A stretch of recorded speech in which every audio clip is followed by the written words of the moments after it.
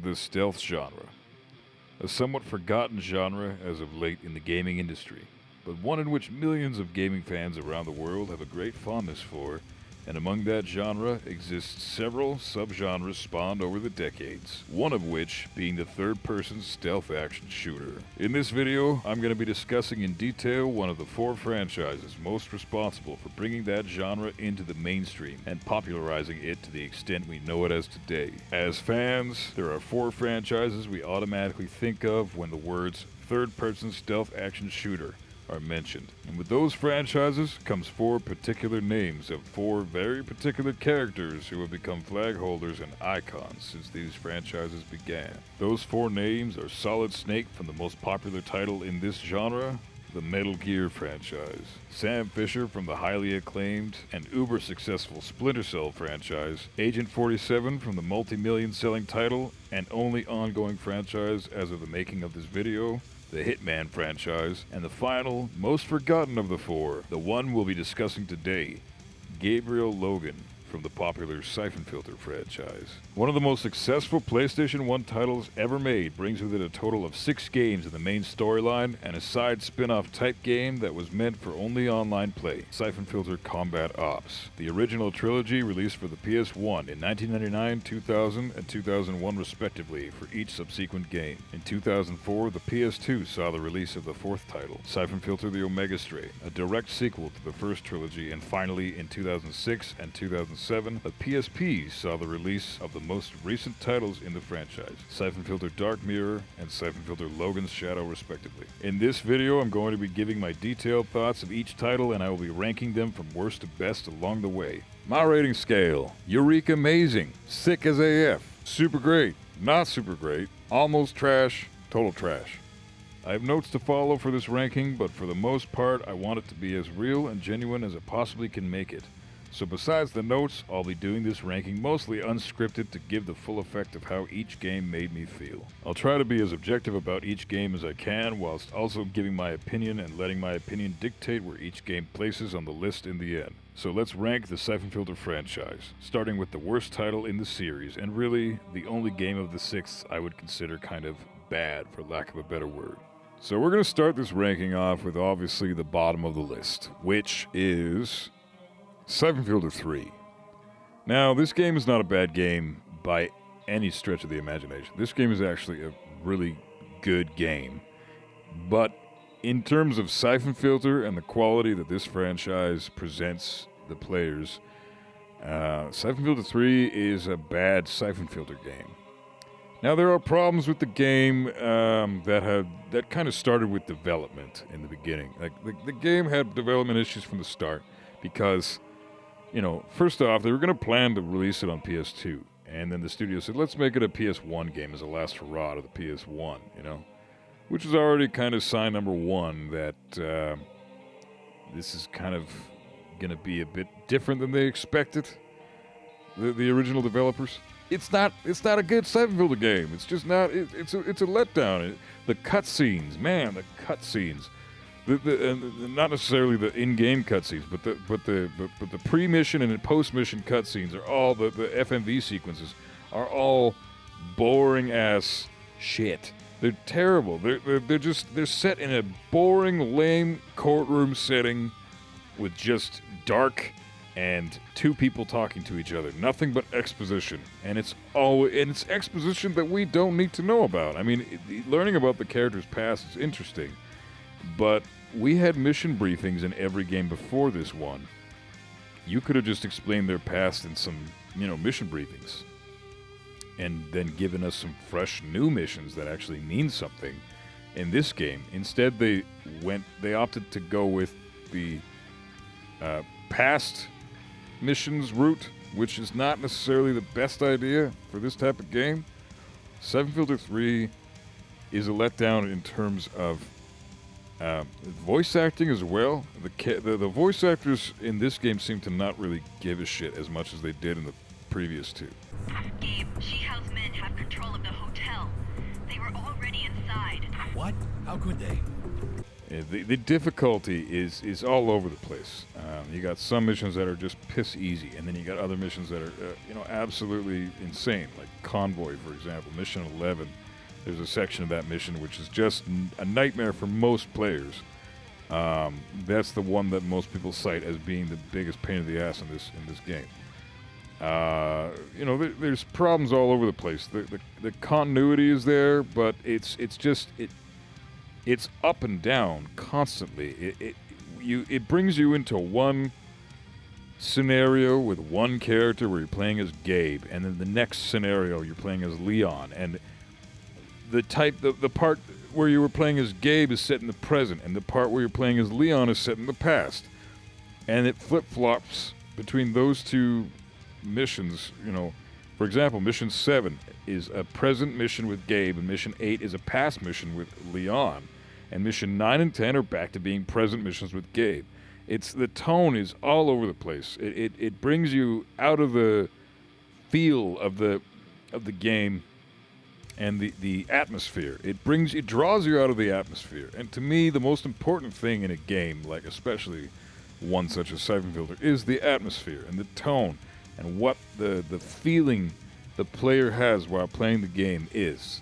Siphon Filter 3 is a letdown as well in terms of boss fights. The bosses in this game are extremely lazy. It's hard to really call them bosses, even though they are 100%. But okay, there's 4 bosses in this whole game. 4 main bosses. Every Siphon Filter has sub bosses, obviously, but the main 4 bosses. It's a pattern. For the first 3 games, there's 4 bosses. There ends up being a higher number of bosses in the 4th, 5th, and 6th game, but in the first 3 games, there's 4 bosses per game, and there's a couple of sub bosses here and there. The boss fights in this game, compared to the previous 2, are very lazy. The first boss is Eric Romer. You have a rehash of the Chance fight, where you just basically, it's a lazier version of the Chance fight from Siphon Filter 2. You just shoot him out of a chopper, or shoot him out of a plane, instead of, figuring out how to kill Chance. Like, who would have thought the fucking chopper blades would have done something? But with Romer, you just shoot him out of the back of the plane. The next boss is a guy named Nigel Cummings, which we never hear of before this mission or after this mission ever again. He's a guy that works for Maggie Powers and MI6, and he's a double agent. We have hazmat crews coming in. Transporting this is dangerous. I'm willing to chance it. Get the gate, I'll drive. If Maggie said so.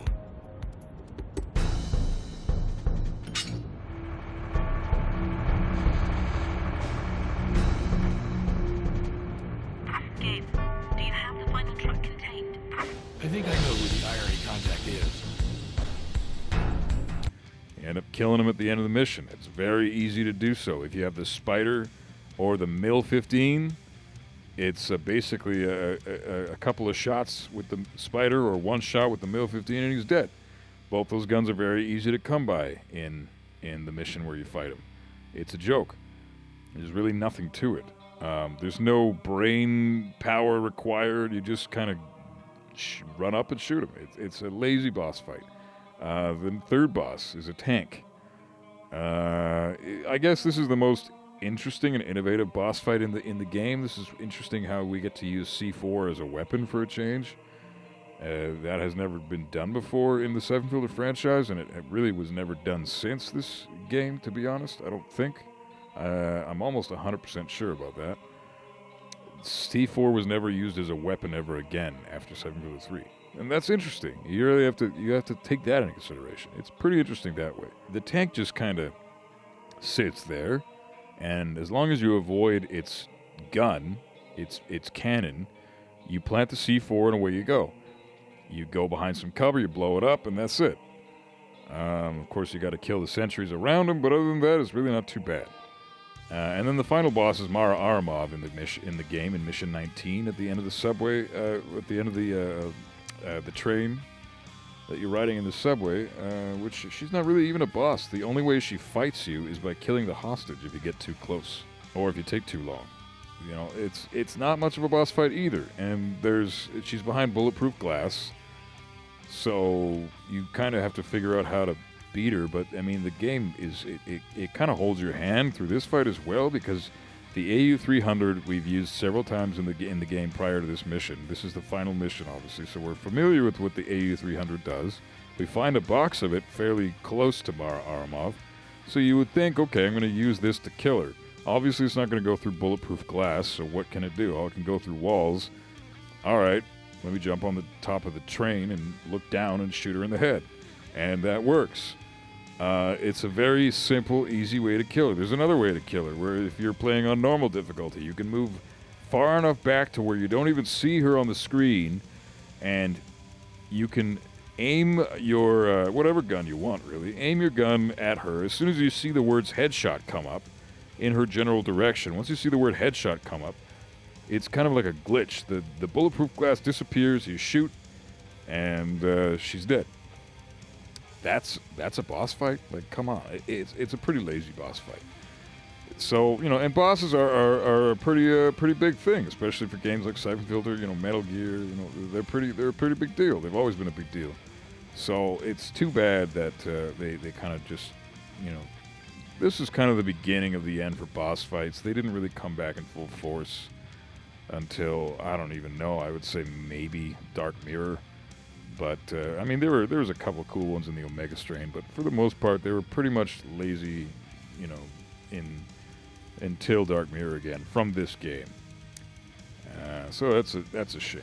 As far as the company developing the game, this is the first game developed by SCEA, Sony Computer Entertainment America, are presented by SCEA, not developed by, partially developed by, presented by SCEA instead of 989 Studios. So that's interesting, I thought. Siphon Filter 3 has a couple of issues as well as they had to change the ending. Originally, Mara was going to blow up the building that Haddon and everybody was in having conversations in the Senate. And now, because of 9/11 and the fact that this game came out just a couple of weeks after 9/11, or a few weeks after 9/11 anyways, they had to alter a few things, and that made production suffer a little bit. So, there's problems really all over the place. You can tell that there was maybe a little too much back and forth, or maybe not enough back and forth between the people involved in this game, because there was just so many problems, and it's hard to overlook those problems. It's more of the same, but in a bad way. Okay, so a little bit about the negative there. Let's talk a little bit about the positive of Syphon Filter 3. Syphon Filter 3 allows you as a player to play as four members, the main four members of the agency that we've been following since the beginning. Gabe, obviously. Leon, obviously, as we could play as her in Syphon Filter 2. But this time around, we get to play as Lawrence Mujari early in the game. Only for 2 missions, but they're interesting 2 missions. I have to say they're not very high on the spectrum in terms of quality of missions, but they're interesting enough. And you get to play as Teresa Lipan. Spoiler alert, she's still alive. She comes back near the end of the game, and we spend missions 15 through 17 playing as her. And those are cool missions enough. They're not my favorite, and they're not the worst missions in the game. They're not the best missions in the game, but they're memorable enough. However, they are missions that take place in the past, again, as do the majority of the missions in Syphon Filter 3. So that's an interesting little thing, a tidbit of information. You get to play as 4 characters, so 2 new characters you didn't get to play as before, which is a nice addition to the franchise. I enjoyed that aspect of it. However, we didn't get to play as much as Gabe this time around, which felt a little bit emptier because of how this game was already feeling besides that fact. And the missions where we do play as Gabe happen to be the best missions in the game, whereas the missions where we play as Leon are probably the worst missions in the game. I'd say the low point of this game comes when we play as Leon during the Australian Outback missions. Australian Outback, Mission 13, and St. George, Australia, Mission 14, are 2 of the blandest, most boring, most dull to look at missions that I've seen in a Syphon Filter game, period. They're not interesting. They all look the same. You're walking on a brown surface with very little texture, and hardly anything to do. There's not. It's a big open sandbox with not really a whole lot going on in it. Everything looks the same. It's completely lifeless besides the sentries placed everywhere. It's just a barren, it takes a while for things to render in front of you. It's a completely dark, pitch black background and foreground with a brown, shit-looking floor that you're running on. It's not interesting at all. It's really, and the music isn't very good compared to how it has been in the franchise previously. Leon, what are you doing? This isn't part of the mission. You can't help them. They're infected with the final strain of the Siphon Filter virus, and I have not yet made the antidotes. They've managed to do some very interesting things with Siphon Filter 1 and 2, so the fact that you are stuck in these boring areas for 2 missions that just look completely barren and awful, really, to look at, it's not interesting or appealing to the eyes whatsoever, is a bit of a disappointment, considering what they were able to achieve earlier in this game and with the 2 previous games before it. So, I said I was going to go into the positives, but you can't help it but talk about some negatives when you're discussing Siphon Filter 3. It is the low point of the franchise, and that's just a fact.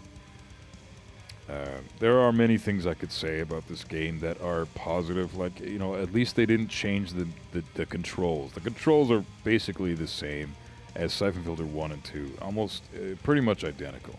The animations are the same. The classic guns like the sniper shotgun, the 9mm silenced pistol, the taser, they all make a return. The sniper rifle, the M79 grenade launcher, that's everybody's favorite. Those weapons make a return, but why are those necessarily positives towards this game when they were already in the previous 2 games? Those were already aspects of the games before this one. So you have the positive aspects of this game that are already coming off of the previous 2 games. So really the good things about this game are the things that we already are familiar with. And that's not really a good thing. When you're trying to make something new, you want the new things to stand out in a positive way to the viewer or the player, be it a movie or a game. And the positive things in this game really are things we are familiar with. There's not a whole lot to say about this game in terms of positivity when you're speaking specifically about Siphon Filter 3 itself. Now, there are 19 missions in this game, in the campaign. The first 2 games had 20 and 21 in Siphon Filter 1 and 2, respectively. And what they did add in Siphon Filter 3, which I have no gameplay footage of because I didn't want to play it because I'm not a fan of it, is this thing, these mini-games. They're kind of like the new extension. With every new Siphon Filter game, they added new content besides the campaign. With Siphon Filter 2, they added multiplayer. With Siphon Filter 3, they added the mini-games. And the mini-games are really not interesting at all. They add nothing to the experience for the player. They are just little tidbits of extra gameplay when you're finished the campaign. And you can unlock mini-game games, for lack of a better word, by doing the campaign and completing certain objectives and doing certain things or not doing certain things.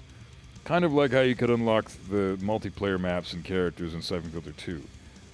Except in Siphon Filter 2, the things you had to do to unlock certain things for the multiplayer were sometimes pretty difficult, and you felt like you really achieved something when you did them successfully. Whereas in Siphon Filter 3, there's not really much to it. I mean, you unlock something by completing an objective that is an objective you have to complete to beat the mission. Like in Mission 2, Costa Rican Plantation, you save a couple of slaves, and that's an objective that comes up on your screen. You would think, okay, I have to complete this objective to beat the mission, because that's kind of how things have been since the beginning. If you don't beat the objectives, all of them, you won't beat the mission.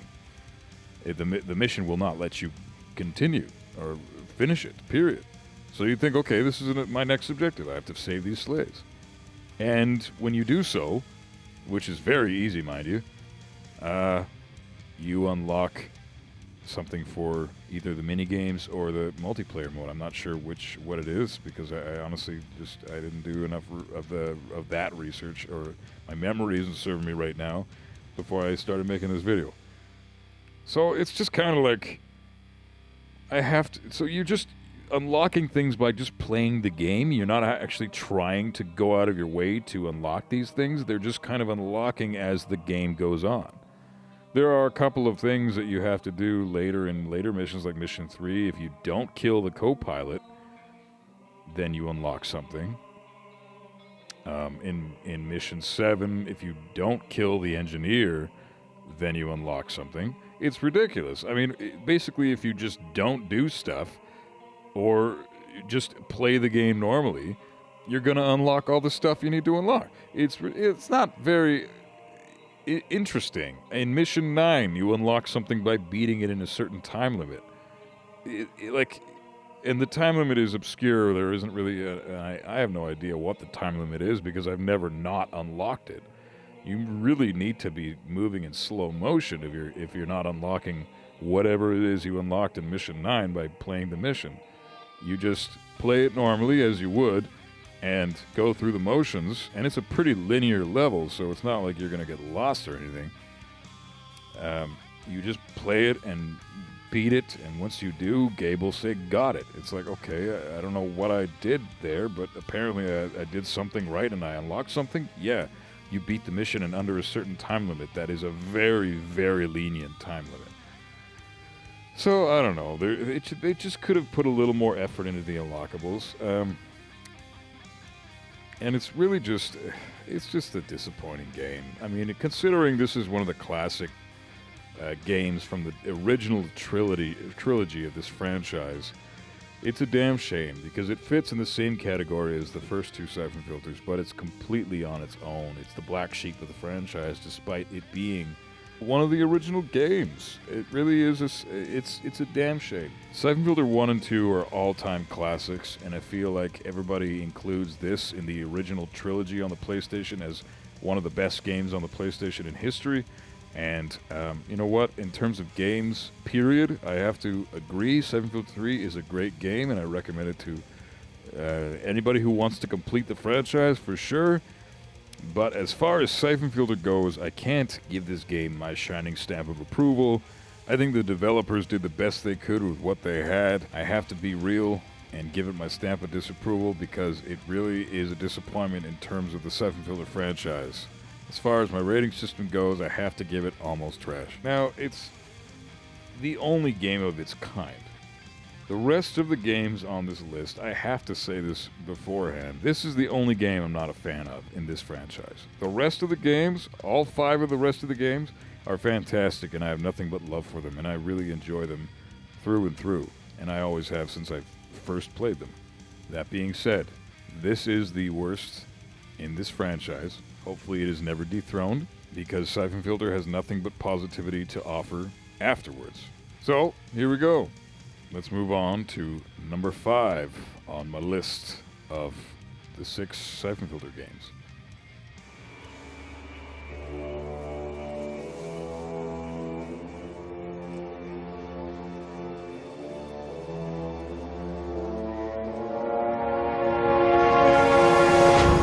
Siphon Filter Dark Mirror made its debut on the PSP console in 2006. It is without a doubt one of the best games on the PSP.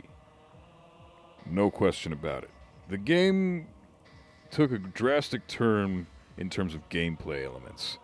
Siphon Filter never really was the same after the Omega strain, and of course they had to accommodate the PSP console's lack of a frickin' second joystick, so they had to, or analog stick, whatever they're called. So they had to make do with the little analog nub that the PSP had, and you controlled the characters aiming with the face buttons, with triangle, square, X, circle. So, and it actually worked out really well. They did a wonderful job. Sony Band really knocked it out of the park with this one. The controls for this game are very fluid, very responsive. Of course, it feels like a PSP game, because it was one. That's totally understandable. That being said, it is, unlike other handheld games that come out in the franchise, this is an actual direct follow-up to Siphon Filter the Omega Strain, which was the 4th game in the franchise. Siphon Filter Dark Mirror is the 5th game in the franchise, canonically speaking, and that's what's so interesting about how this made its debut on a handheld console when its predecessors were all on main home consoles. So that was always an interesting little tidbit of information that I thought was worth mentioning. Sony Ben basically ruled the roost in terms of development for the PSP. They had their own little, like John Garvin even said in a recent interview, or not really an interview, but a developers collab, AMA, Siphon Filter AMA on YouTube. I'll maybe put a description link down below to that video that they hosted. John Garvin was talking, saying that they kind of own the corner market in terms of PSP games. Everybody else, all the big, huge companies that had, hundreds of thousands of millions of dollars to work with in the budget and a huge, massive team were developing games for the PS3, and Sony Ben could stay in their corner and own the PSP market. So I thought that was a pretty interesting little bit of information I wanted to throw in there. So they really did own the PSP market. Siphon Filter Dark Mirror and its sequel, Siphon Filter Logan's Shadow, which will be coming later in this list, are both incredible games. Siphon Filter Dark Mirror specifically was their sort of blueprint to what they wanted their future games to be like. And the gameplay is very, very good for PSP game. The game comes with multiplayer online for death matches and team deathmatch and all that. It was an absolute blast while it lasted. We don't have access to it anymore unless you download an emulator and are able to do it on your computer at home. But via the PSP, sorry, no more online. It's a shame. Same with really any entry in this franchise. The online servers have been down for quite a while. But the online play was fun while it lasted. Unfortunately, I have no footage to show, but there is footage online of online matches going on. Go check it out on YouTube. I'm sure you wouldn't have a problem finding some. As far as the campaign goes, Gabe Logan is back in full force. We're playing as him 100% of the game, aside from 2 missions, which really is nothing considering there are 23 missions in this game, as far as the main campaign goes, as well as 5 bonus missions and 4 training missions. And so you're playing as Gabe throughout the game, 21 out of 23 missions. The other 2 missions you play as Leon. And I guess they did that mostly as a retcon, not a retcon, but what do you call that? To undo what the fan base was kind of upset about with the Omega Strain, which will be coming later in this list, obviously. Everybody wanted to play as Gabe. Nobody wanted to play as their own created character. So, and I can understand that. I do understand that to some extent. People want what they used to, what they're familiar with, and they want it to feel fresh at the same time. You're asking for the moon and the stars on top of that as a fan base, and Sony Ben tried to deliver the best they could, and I think they did a wonderful job. Dark Mirror is a fantastic game. It sheds new light on the franchise, keeps things fresh, while actually bringing in old elements that we're familiar with as in terms of more references now than actual gameplay elements itself. For example, talking about the boss fights, the second boss, the first main boss fight in Siphon Filter 1 and the second real boss fight in the franchise is a guy named Anton Gudu. We'll be discussing that later in the video as well. But there's a boss in this game, Red Jack, which actually Gabe makes a direct reference in the briefing before the mission, or sorry, after the mission where we kill Red Jack, where he's mentioning Anton Gudu. It's super cool. It's a 2006 PSP 5th Siphon Filter game that is mentioning stuff from the very first Siphon Filter game. There is an incredible speech, too, at the very end of the game, where Singularity, the main bad guy, the final boss fight of the entire game, right when you're about to send off the entire game. This is the boss fight that takes place in the subway, and sort of the entire fight is like a reference to the Mara Aramov boss fight in DC Subway in Siphon Filter 3, But the way that Singularity is taunting Gabe and the things he's saying to him about his whole, all the stuff that's happened in the past. How many people have betrayed you since you joined the agency? First there was Benton, you remember him? Back in the old days when you were Markinson's stooge. How many test subjects did you murder in the cathedral again? And you've instilled such loyalty in your men, haven't you, Logan? Jason Chance, for instance. You need more men like that, don't you?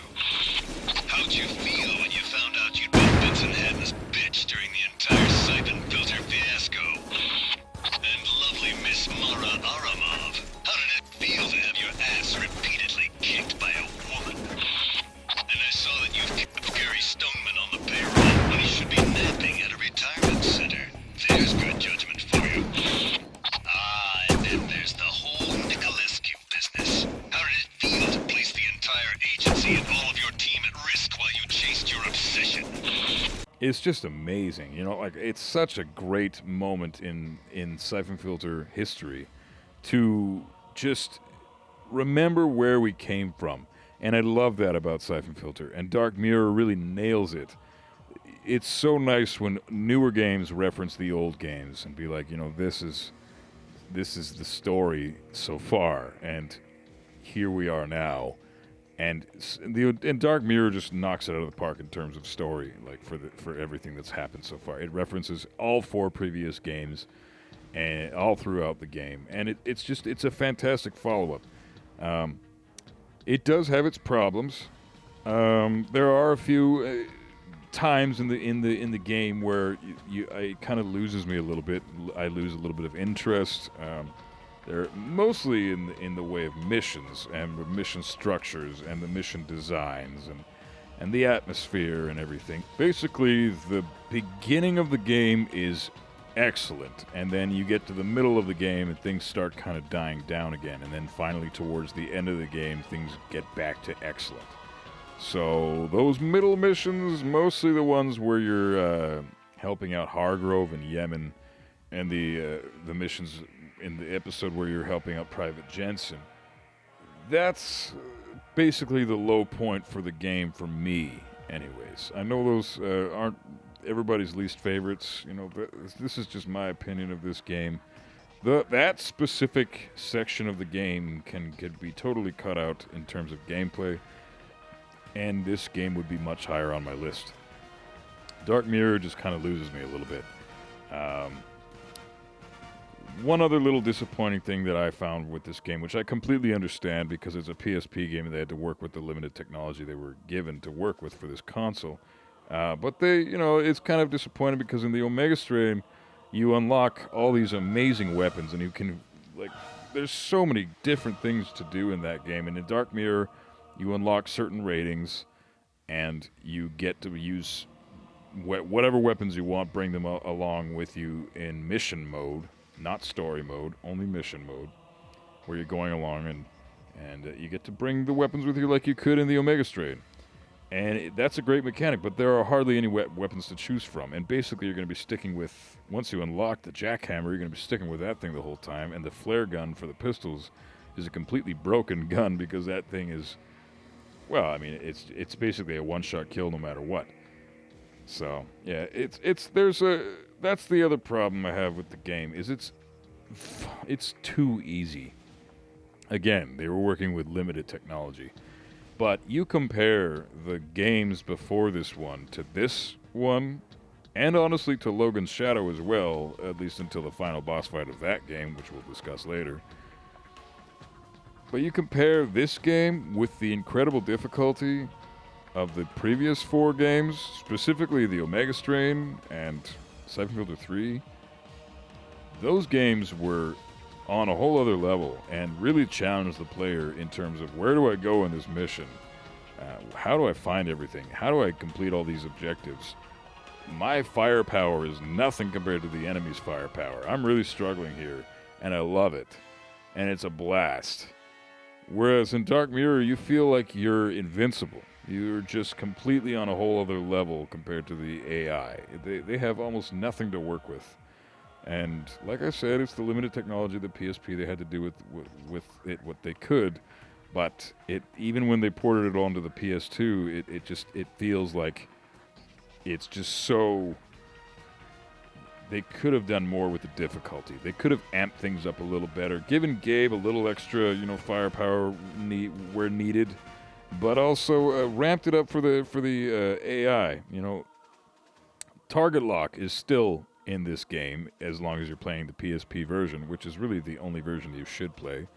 I 100% recommend the PSP version. I do not recommend the PS2 version. So please do yourself a favor. If you want to complete your collection of Siphon Filter, get both versions, but only play the PSP version because it has, first of all, blood and gore. It has a lot more swearing, and it has target lock, which makes Siphon Filter feel like Siphon Filter.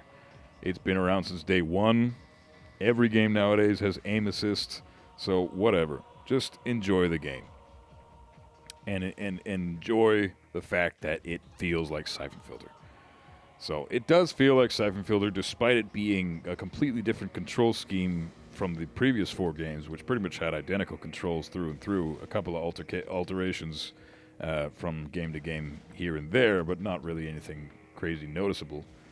Whereas this game, it's absolutely noticeable. Everything is done with the face buttons in terms of aiming. Everything is done in terms of interaction with the directional buttons, and you control the character with the nub. Target lock is L, shoot is R, where shoot used to be square, target lock was R1, so things are a little different this time around, but it still feels like Siphon Filter. So, get the PSP version, you won't be disappointed. In terms of gameplay, Gabe is more versatile this time around. In Dark Mirror, they actually added a couple of things. You can still use a knife like you always could. You can still snap people's necks like you could in the Omega Strain, what they introduced in that game. However, this time around, you're actually able to elbow and kick opponents. There's this new mechanic now called the RTL, which is basically a rope that Gabe shoots out, attaches to a line above him, and he's able to kind of glide across the area from one area to another, from one surface to the next, seamlessly. And it's a pretty interesting mechanic. I like the mechanic, and I'm glad they included it.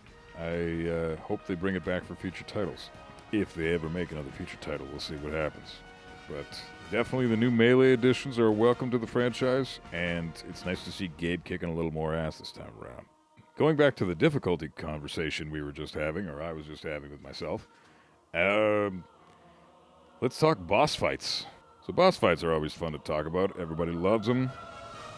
We all love fighting them. We all love learning how to beat them, as long as they're challenging. And that's kind of the problem with this game as well.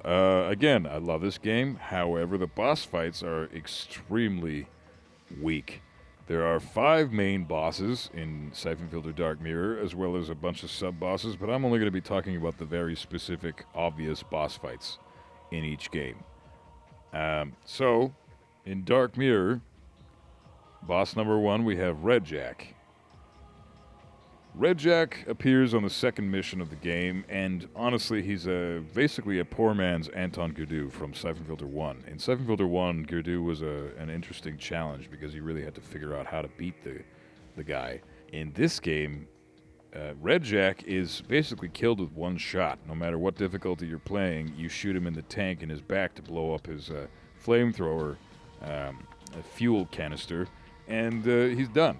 He does virtually no damage to you because the flamethrower is basically ineffective in this game, whereas in the previous games, flamethrowers were almost a one-shot kill no matter what. It's honestly not, again, the studio's fault. They're working with a PSP here, so let's go easy on them. But they could have done something more interesting with the boss fights in this game. If you're going to leave the difficulty the way that it is, which it's not hard at all. This is probably the easiest game in the franchise.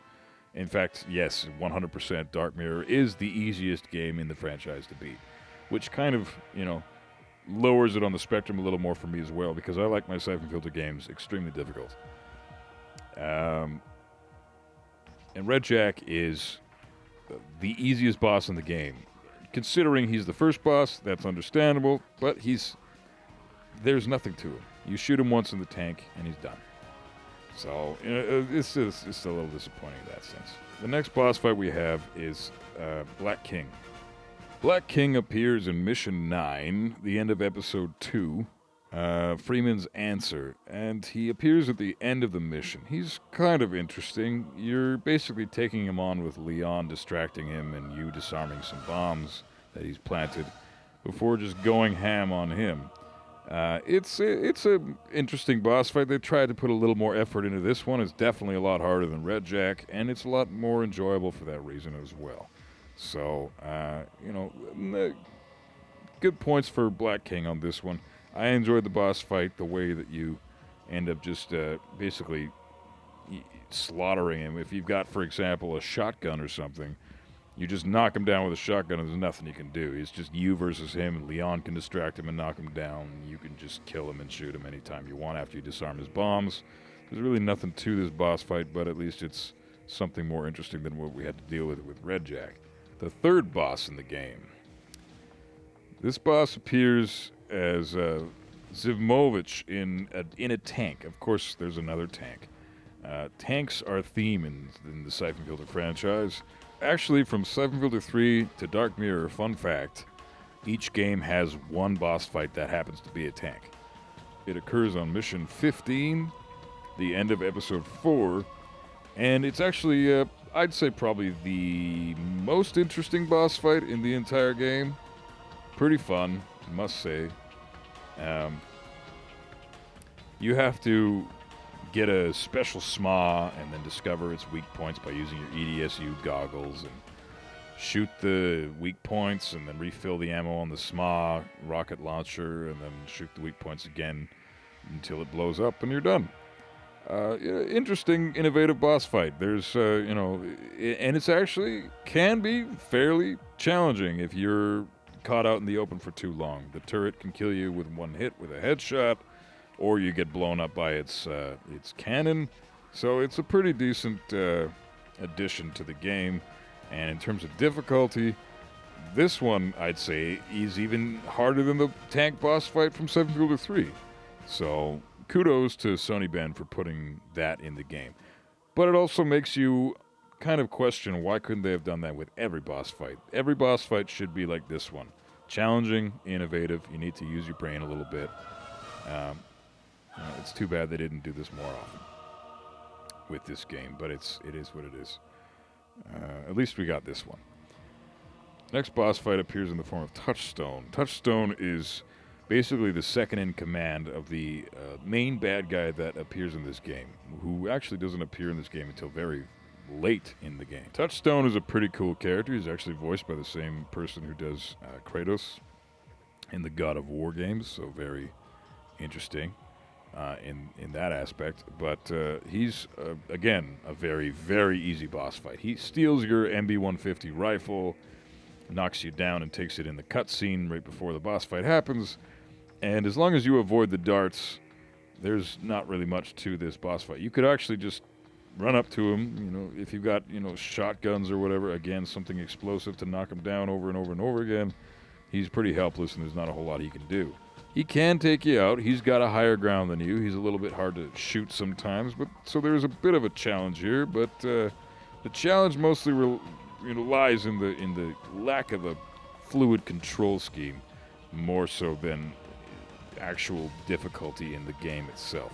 Touchstone is a decent boss fight by all means, but definitely not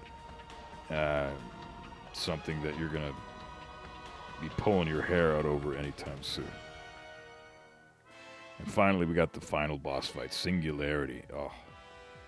The speech he does makes this boss fight incredibly memorable, as I already showed you earlier in the video. But besides that, it's very interesting. You got to throw EMP grenades at him to knock his armor off, and then go ham with whatever gun you have available. And you've got a box of EMP grenades to your right. Throw that stuff at him, and away you go.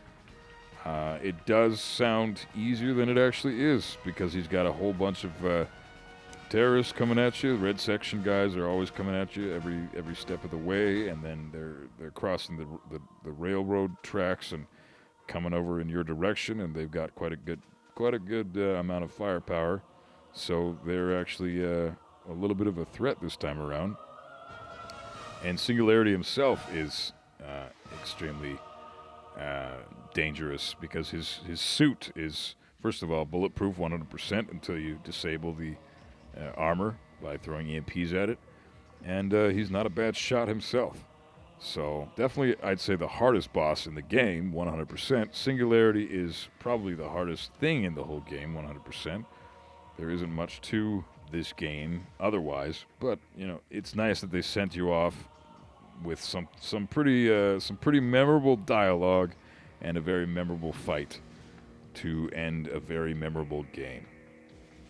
The story in this game is something to be noted. Gabe has a long-lost love interest in Addison Hargrove. She is a new cast member to the franchise and a welcomed one at that. Actually, I'm a big fan of her. I think she should come back in future games.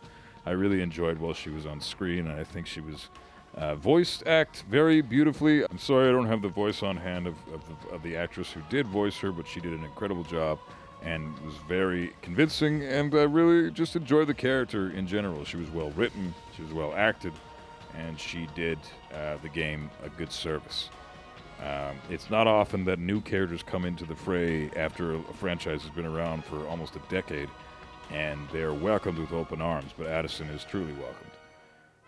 Globally, by the fan base, to be honest. She's up there with Leon and Teresa as being a very memorable and favorite character as far as the women in the franchise goes. I would love to see her in a future game if they ever do another one. Spoiler alert for the end of the game, Gabe finds out that he's a father.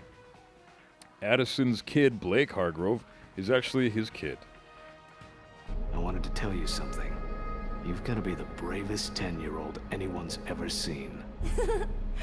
Thanks, Mr. Logan. But I'm 12, not 10. Okay, hon, get in the car. Mom! Go. Okay. Bye, Mr. Logan. Thanks again. Hurry up, Mom! She's 12. Why didn't you tell me she was mine? She's all I've got. She's a 12-year-old girl that you end up saving later on in the game because Red Section kidnaps her and to get Hargrove to make a deal with them because she's got a data disk that they need on hand. Something about the data disks. There's always data disks with Siphon Filter. So, that was an interesting turn of events. Gabe's a dad. Who would have thought? I kind of love that. I think it's a great idea, and I'm kind of liking the fact that they did something fresh with Gabe. Gabe needed something to come out, you know, like he's leading an agency. He's at the top of his game. What else is there for this guy? Like, let's throw something more human in. He's not just a secret agent spy superstar. He's a human being as well, and it's nice to see that side of him by giving us something like this. So, well done to Sony Ben for writing Blake Hargrove and Addison Hargrove, two good characters that I hope make a return one day. How is the game in terms of atmosphere? I can tell you right now, the earlier missions had a lot more atmosphere than the middle ones do, and the ending missions basically come full circle, like I said earlier. The early ones and the ending missions are where this game really shines. The middle missions, where this game basically, if the mission takes place during the day, it's not as good, in my opinion. Dark Mirror is at its strongest point when you're out in the snow and it's nighttime. It's weird how it works, but it's honestly the most memorable sections of the game. They are fantastic in terms of design, what to do in each mission. It kind of holds your hand, like I said, that's reflecting back on the difficulty in each mission, but the atmosphere themselves, from mission to mission, they stand out very well. It feels like Siphon Filter. This is definitely a Siphon Filter game. So, I would recommend this game 100% to everybody. I have to give this one absolutely my stamp of approval. It's super great. So 100%. Get this game. Siphon Filter Dark Mirror may be just above Siphon Filter 3 on my list, but I absolutely feel like it's leagues above that game in terms of quality. And Dark Mirror deserves more praise than it gets, honestly. It is a little bit forgotten to time because it's a little older now, 14 years to be exact, as of the making of this video. and it is a PSP original title, so it's very much overlooked by a lot of the fan base. Many people who love the Siphon Filter franchise kind of just stick with the original 3, and haven't really paid too much attention to the other 3 games that have come out since then. But please, give Dark Mirror a look. It's one of the best-selling and best-performing games on the PlayStation Portable of all time, and you are doing yourself a disservice by not playing it. So, grab this game. It's awesome. And let's move on. Let's get into, well, further into the good stuff. This franchise, like I said, has nothing but positive to offer us from here on out. Here we go. Number 4 on my list.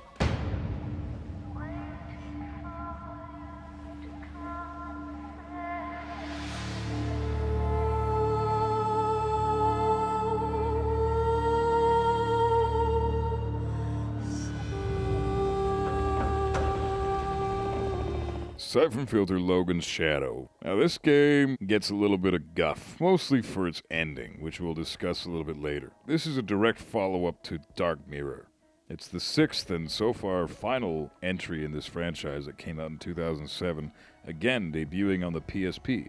Although this time around we wouldn't see a PS2 or really full console release until 3 years later in 2010. Honestly, the best experience to play this game is still the PSP. It has target lock on the PSP. It feels more like Siphon Filter on the PSP. At least that's my opinion. Don't even bother with the PS2 version. Buy it, but don't play it. If you want to support this franchise, buy both versions like I did. But don't bother playing any version but the PSP titles, to be honest. As far as Dark Mirror and Logan's Shadow goes. Logan's Shadow is a step up from Dark Mirror in terms of gameplay. There's no question about it. Gabe is a lot more versatile this time around.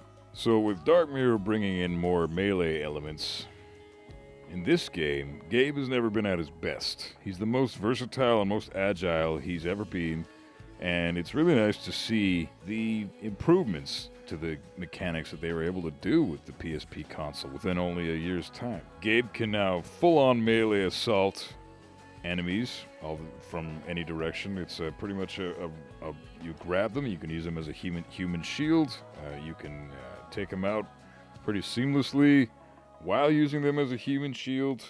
You can toss them overboard if you're on a ship and there's water below you.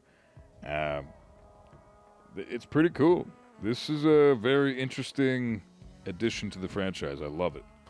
Blind fire is introduced in this game, where you can just make enemies hide behind cover by shooting randomly. Sometimes you can even kill them, luckily, by doing random blind fire in their direction. It's nice to see additions like this happen. This whole snap to the wall and peek around and shoot mechanic that was introduced to Dark Mirror kind of slowed things down a little bit, I felt like. And in this game, you can speed things up a little bit more with that blind fire mechanic. So it's a nice addition as well. Probably the biggest change was the addition of water.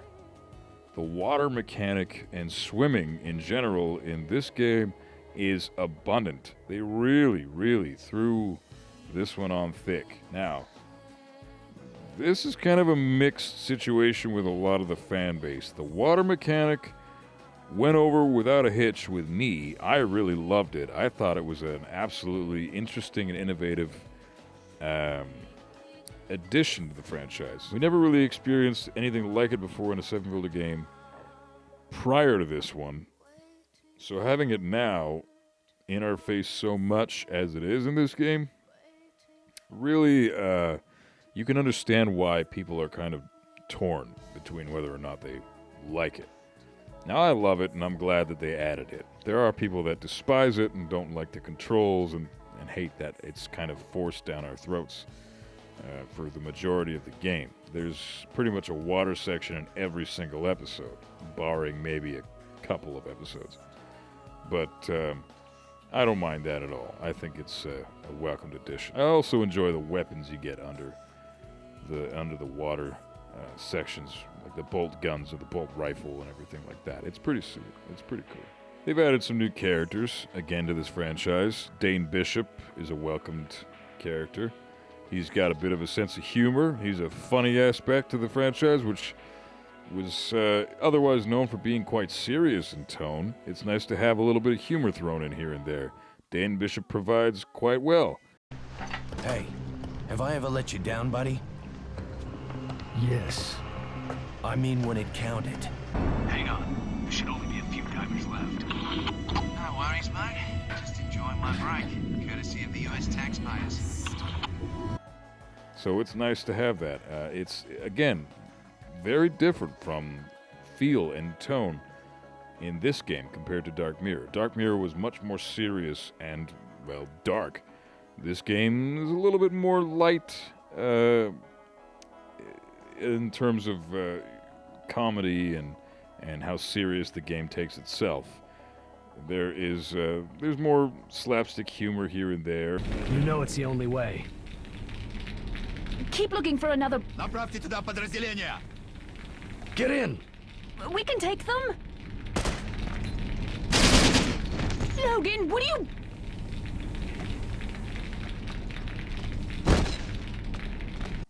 Couple of quits here and there between Gabe and Maggie and all this stuff. It's nice to see that. Maggie Powers makes a return to this game. She was introduced originally in Siphon Filter 3. I did not mention her in my Siphon Filter 3 rant because I was too busy talking about other stuff. But she's a great character, and it's nice to see her again. She's voiced by Jennifer Hale once again, as she was in the Omega Strain. And we actually get to take control of her for a brief moment in one of the missions in this game. So, Logan's Shadow, kudos to this game for adding some variety. There's really only one section in that one mission where you control another character, and that's it. Every other mission in this game, you play as Gabe. So, Sony Ben really wants the fan base to understand, hey, we get it. You love Gabe Logan. Sorry about the Omega Strain. And it's a bit of a shame. I mean, absolutely I love playing as Gabe Logan. He's the best character in the franchise, and he's a very memorable character overall. But, I wish the fans would have gone a little bit easier on the studio, because it is nice to have some variety here and there. Maybe for the next game. We'll see what happens. In terms of story, we are basically dealing with this moron Cordell for the remainder of the game, from start to finish, basically, until the very final episode. He's a thorn in our side. He's a bit of a dipshit. We've never seen him before. We'll probably never see him again. He's like a bitch version of Agent 47. Basically looks like that. Bald and pencil neck, and probably couldn't bench more than 100 pounds. He's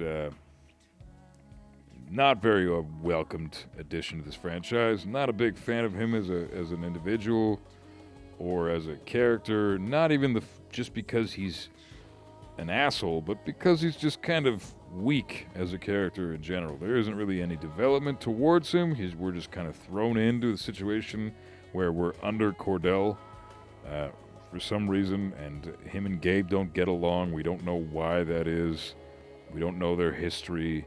Really, a lot of information between Dark Mirror and Logan's Shadow was kind of just skimmed over, and there's not really anything there, which is a bit of a disappointment. Story-wise, Logan's Shadow suffers a little bit in that department.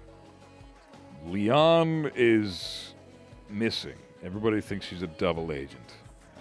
She's not, but that goes without saying. She's basically trying to help her husband out. Yes, you heard that right. She's helping her husband. Now, I'm not going to go into full details about the storyline, but there's this chick, Trinidad, and let's be real here, okay? The story in this game is the weakest part of the game. The best part of the game is the gameplay. The story is probably the worst that the franchise has had since the beginning. Not a very interesting, compelling story at all.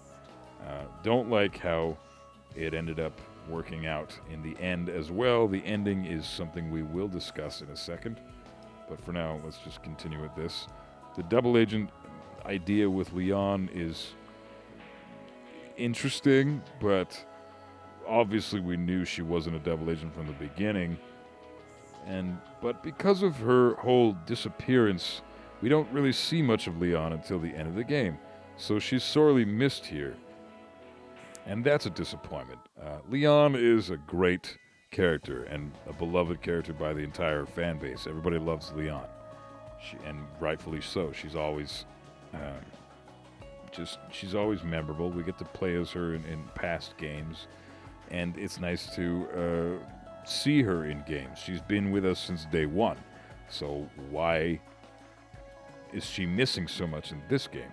Now, those questions are answered in the story when you play the game, but I'm not really all that convinced. You know, you'd think that Leon, of all people, would go to Gabe for help on something as pressing a matter as this without even a second thought. She's always the one hyping Gabe up. You know, she said herself in Siphon Filter 3. Of course I trusted Gabe. If you're gonna be in a firefight, there's no one better than Gabe Logan. And, you know, obviously she knew she was going to be getting herself into some firefights. So why wouldn't you bring Gabe along? I don't know. She's keeping some things from him this time around. She's married. Who fucking saw that coming? You know, I certainly didn't. I don't think anybody else did. It's totally something they pulled out of their hat just at the last minute, and it feels like it, and it shows, and it's just not a very compelling story. So I'm not gonna rate this game high due to its story, but I still prefer it over Dark Mirror because, let's be real here, the gameplay is what players want when we're playing a game. Let's be honest here. And the gameplay is top-notch. Logan Shadow is super, super fun. It's the best PSP game ever made, in my opinion. I love the Metal Gear franchise, Metal Gear Solid Peace Walker and Portable Ops on the PSP, but they don't hold a candle to this game. Logan Shadow is absolutely fantastic. The atmosphere is everywhere. This game is fully drenched in atmosphere.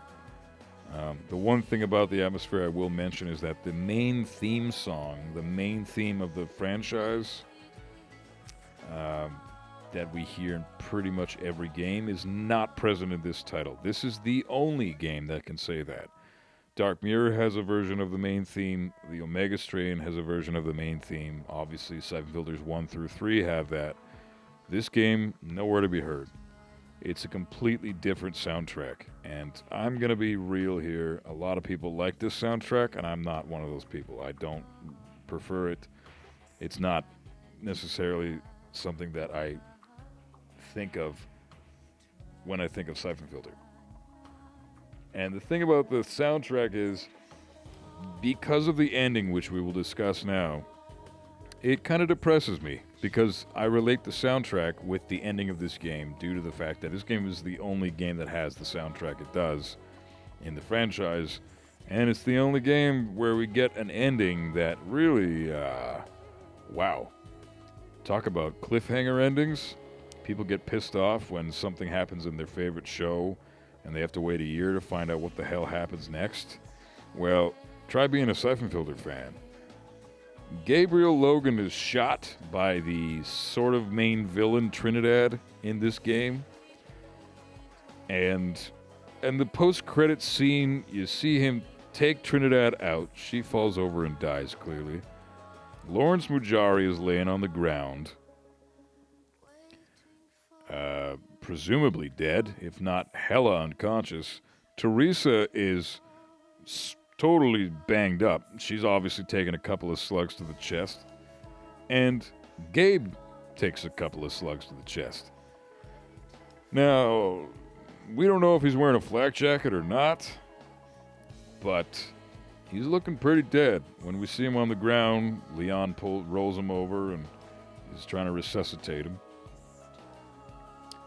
And he looks dead as shit. His eyes are wide open. Either he's in complete shock or he's totally dead. And we don't know. It's been 13 years since we saw that ending, and we still have no real super duper confirmation on what happened to any of those characters. We don't even know if Gabe killed Trinidad, really, at the end there. We don't know if Mujari's dead, even though he looked pretty damn dead to me. We don't know what happens to Teresa. We have no idea what's happening. I'm going to throw a clip in here from the Siphon Filter AMA where they talk about the ending of Logan's Shadow and how we should take the ending. Okay, we're just going to get this out of the way. I already know what you're going to say. At the end of Logan's Shadow, Mujari, dead or unconscious. Teresa, going to die or recover. Trinidad, dead or wearing a flak jacket. Gabe, dead or in critical condition coma. What I love about that ending, and again, it's like, take it at face value.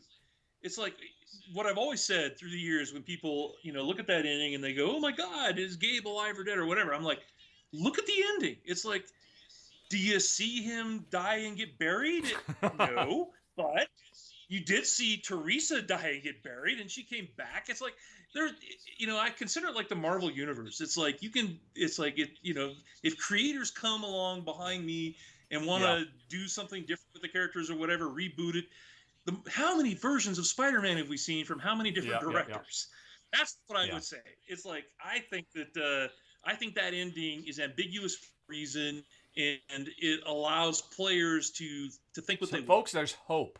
Now, I think that's interesting.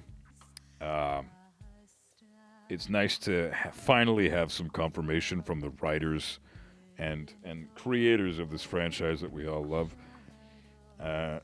It's been 13 years, and that video was actually streamed about a month and a half ago from the making of this video, 2 months ago or so. When was that? May or April? I'm not sure. But the confirmation is nice to have regardless. Even if it has been a 13-year wait for us Siphon Filter longtime fans, it's nice to have it. So we don't know. We honestly have no idea.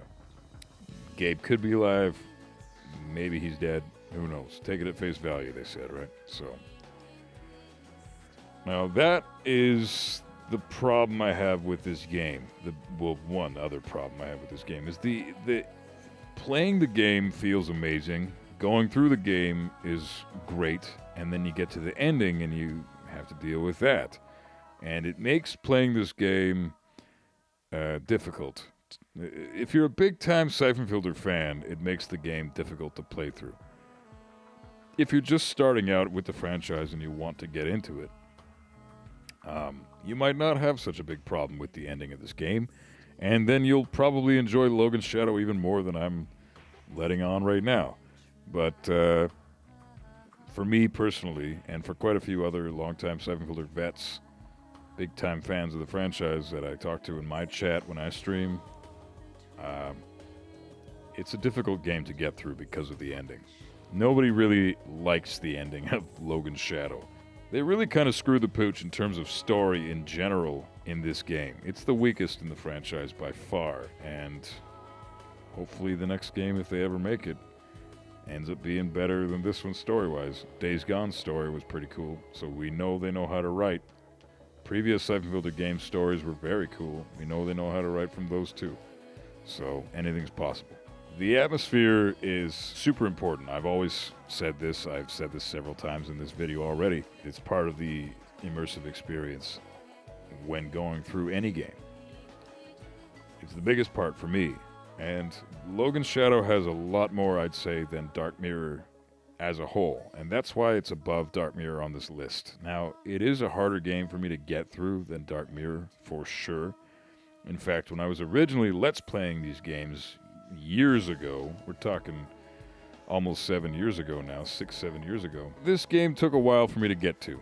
I basically went from Siphon Filter 1 all the way through to Dark Mirror, back to back to back, Let's Playing every single game. And those are the first real videos on my channel, and longtime subscribers of this channel will know that. I was the first ever person to do a Let's Play of Siphon Filter the Omega Strain on YouTube, something I'm very proud of. I think I was also probably the first person ever to put a Let's Play of Dark Mirror on YouTube as well, a full-on Let's Play of the entire game, where there's commentary and everything. I'm very proud of that fact, and it's nice to be able to say that.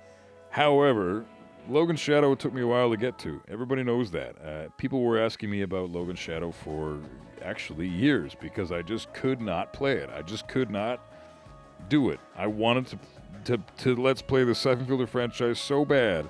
It was the first franchise I ever Let's Played on my channel. It was the first real videos I ever did. And this franchise is responsible for the amount of subscribers I have today. Honestly, at least probably 80% of them anyways. So, not being able to play Logan's Shadow for a fan like myself, that's saying a lot. And especially for the reason that I wasn't able to play it, you know. I didn't want to play it because I can't handle the ending. You know, it's a depressing game for me because Siphon Filter is my favorite franchise and it ends like this. And we just don't know what's happening. And so that was a big deal for me. So it took me a while to be able to get a Let's Play of Logan's Shadow onto my channel. Now I've got a full Let's Play of the game and a full playthrough of fairly recently on my channel as well, from not too long ago. Back to back, I played Dark Mirror and Logan's Shadow, and it was an absolute blast. Let's talk boss fights. Have to bear with it. Cheers. So, let's be real here. The boss fights in this game are pretty much back to being lazy. There's not a whole lot going on. It's pretty similar to how they were in Dark Mirror. Although, they kind of range from absolute laziness to pretty innovative and actually pretty damn difficult and frustrating at the end. There are a total of 6 bosses in this game, which is the highest number we've had in the history of this franchise. So that's pretty cool. So I'm only going to be mentioning the 6 main bosses, not the sub-bosses, only the 6 main bosses as I've been doing this video so far. The first boss we fight is a guy named Fahid Temer, and he's on Mission 4, Sea of Darkness. And there is no trick to him. You shoot him till he's dead. He's just a glorified terrorist. There's nothing special about him. Second boss we get to is a guy named Sergeyev. He's Sergei Kudrenko, who's kind of the secondary main villain's right-hand man. Again, not really a whole lot to him. You can die if you run up to him and shoot him with something other than a dart. It's pretty much the best thing to do is to shoot him with an explosive dart, and one of them kills him. It's not difficult at all. But if you get too close, you can blow a hole in the glass wall behind him and cause a reaction to happen, and then you fail the mission. So, you know, there is a little bit of innovation there, but nothing really special. So the third boss fight is actually an attack chopper. It's on Mission 11, Nowhere to Hide, and it's a pretty creative boss fight. It's one of the more creative boss fights in the franchise.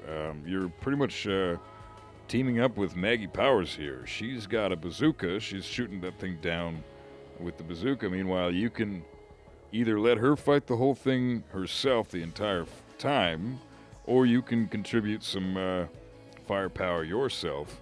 It turned out to be a pretty fun boss fight, and it can be tricky. If you stand out in the open a little too long, you'll pretty much die immediately. So it's a pretty fun one. I enjoyed that boss fight. As for the fourth boss fight, we meet Sergei Kudrenko, who I've previously mentioned, in Mission 14, Deadly Cargo. And talk about glorified terrorist. This dude is a joke once again. You just shoot him dead. There's nothing to it. It's another lazy boss fight. There's really nothing special to it. Even on hard mode, he's nothing. He's no threat. So it's a shame that they had to be lazy with a couple of these boss fights, but there's a few of them that are pretty cool. The boss fight in Desert Flames, Mission 17, is the 5th boss fight. His name is Malik. He's Hassan al-Bitar's right-hand man. Bitar is the main villain in this game. He's the dude that we're trying to stop. And Malik is his right-hand man, and he's got a pretty cool mechanic to him as well. You have to shoot this tank behind him that's on his back. It's like a capacitor. You shoot it, and then he loses health that way. You can get Leon to help you out as well. So there's a couple of boss fights in this game that are kind of a tag team. You team up with either Maggie or Leon, and you have at her against the boss, and it's pretty cool. I mean, the Malik fight isn't difficult, but it's a little more innovative than some of the other ones, and it's pretty fun. And then, of course, the final boss of this entire game and of the franchise thus far Hassan al-Bitar. He is... Well, on hard mode, this guy is a bitch, okay? He is such a pain in the ass, not because he's hard, but because the dudes are shooting at you that he's ordering around all this time. All his dudes are coming at you from all angles, and you got to take them all down while you've got pretty much no cover, and it's very frustrating. It can be very frustrating. If you play this on hard mode, good luck. It's very frustrating. I think it took me, I don't know, 20-something tries to get this boss fight down, which is actually really cool. I'm glad they made a boss fight finally between Dark Mirror and Logan Shadow. They made one of these boss fights on the PSP Siphon Filter games extremely challenging, and I take my hat off to him for that. I'd take my hat off, but my head would get cold. So the way you fight Bitar is while you're holding off the enemies that he's commanding, there are 3 hydraulic pumps that you have to shoot on the little car that he's standing on. You shoot those 3 hydraulic pumps, take him down completely, and your car will start going up a little faster than his. And then he's got a dud bomb on board of the car with him. So you look down and you shoot the thing and it blows up and he's dead. And it's pretty cool. I mean, honestly, it's not a bad boss fight. I like this one quite a bit. It's my favorite in the game. Very frustrating on hard mode, but you know what? If it's frustrating, that's a good thing. It means it's challenging, and it's worth noting. So, I dug that. This game is one of the better titles in the franchise. I like it more than Dark Mirror. I like it more than Siphon Filter 3. But it has its problems, like I said, with the story, and that's kind of where it holds it. It's held back a little bit. All in all, Siphon Filter Logan Shadow is a fantastic game. Don't let the number 4 ranking on my list steer you away from this game. Try this game. Play it. You will enjoy it. If you're a Siphon Filter fan, you'll really enjoy it. It's a great game. I recommend it to everybody. And really, I'd recommend every game on this list to people. Even Siphon Filter 3 to some extent. As for my rating for Logan Shadow, I'd have to give it super great. The Siphon Filter franchise is fortunate enough to have pretty much no bad games in the title. Maybe aside from the third one. Alright, so that seals up my Siphon Filter Logan Shadow review and ranking. Let's talk about who comes in at third place.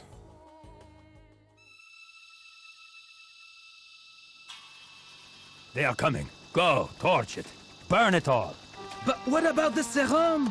Leave nothing. Now I will show you how I deal with informants. Finish him. With pleasure.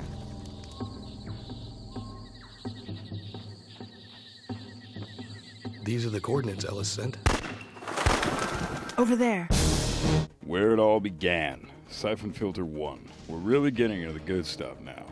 I already said previously that I love all the games in this franchise, especially Dark Mirror and Logan Shadow from the ones we've listed off so far, but there really is something special about this game particularly, and there's a reason for it being above the other 3 previously. Siphon Filter 1 was the first of its kind. I mean, yes, a lot of people can say, oh, a lot of this was taken from Metal Gear Solid from 1998, as that game does precede this one by almost a full year. But there really is too many differences for this to be considered just a Metal Gear knockoff. Siphon Filter 1, you could almost argue, spawned this entire subgenre, so there's something special to be said about that. Debuting in 1999, Siphon Filter came out with a big bang on the PlayStation 1, and this is our first introduction to characters such as Gabriel Logan, Leon Zing, etc.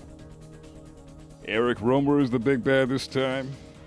We're out to finally kill this guy. Of course, he comes back in Siphon Filter 3 in the flashbacks, which kind of cheapens this game a little bit, in a sense, or to me at least, and is part of the reason why Siphon Filter 3 and those whole flashback sequences for missions don't sit too well with me, because I don't like that game cheapens a superior game like this one. Right off the bat, you're going to notice a couple of things. The graphics are obviously poor compared to what we've seen, and the controls are all over the place.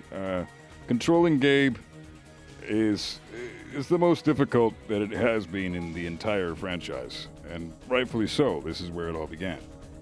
But that has a lot to do with the difficulty. The difficulty in this game ranges from laughable to downright ridiculous at some points. Later on in the game, you come across enemies that are just abundant, and they respawn infinitely, and there's nothing you can do about it. Their aim is fantastic, and later on, past that, they'll even start wearing flak jackets. Things really don't mess around with this game later on in the title, but in the beginning, yes, absolutely. The enemies are all but laughable. Their aim is atrocious. They're basically just fodder for Gabe and target practice for the future, which is really how a game should start. I mean, Siphon Filter does all that right. The story is quite simple. You're out to stop the Siphon Filter virus from getting in the wrong hands. Gabriel Logan and Leon Zing discover an outbreak. They're sent on a mission to Costa Rica to save their partner Ellis. He ends up getting shot and killed by Mara Aramov due to orders from Eric Romer, who she was working, quote-unquote, under in this game. It's a pretty interesting story filled with lots of twists and turns, which is something nice. You know, we don't get too many of those anymore, so it's nice to be involved in a story that does that for the viewer and the player. Of course, Gabe ends up getting betrayed by everybody, as is basically the theme with this franchise. And Leon gets captured later on in the story. And of course, she's saved, and then the story actually goes straight into Siphon Filter 2, which makes 1 and 2 kind of a nice bookend game to each other. Yes, 3 technically takes place directly after 2, but let's not talk about that right now. So, Siphon Filter 1 is really an epic sandbox-style game. One of the best games on the PlayStation 1, arguably the best. I would make an argument for it being at least in the top 5, guaranteed. You play as Gabe the entire game. There is no other characters that you play as. Of course, this is the introduction to the game, so we have to, ease the player into it. Gabe's working for the agency under Markinson. He goes on quite a few pretty interesting adventures. The levels that each mission ends up taking place in are beautifully designed. For the most part, there are exceptions, as like maybe the Catacombs is a good one of those. But besides that, there are pretty interesting environments. You have Romer's Base, which is a very big outdoorsy snow-type level. A very cool sandbox, lots to do in that one. You can either play it as a stealth mission, or you can try to action your way through it, but that's not really recommended.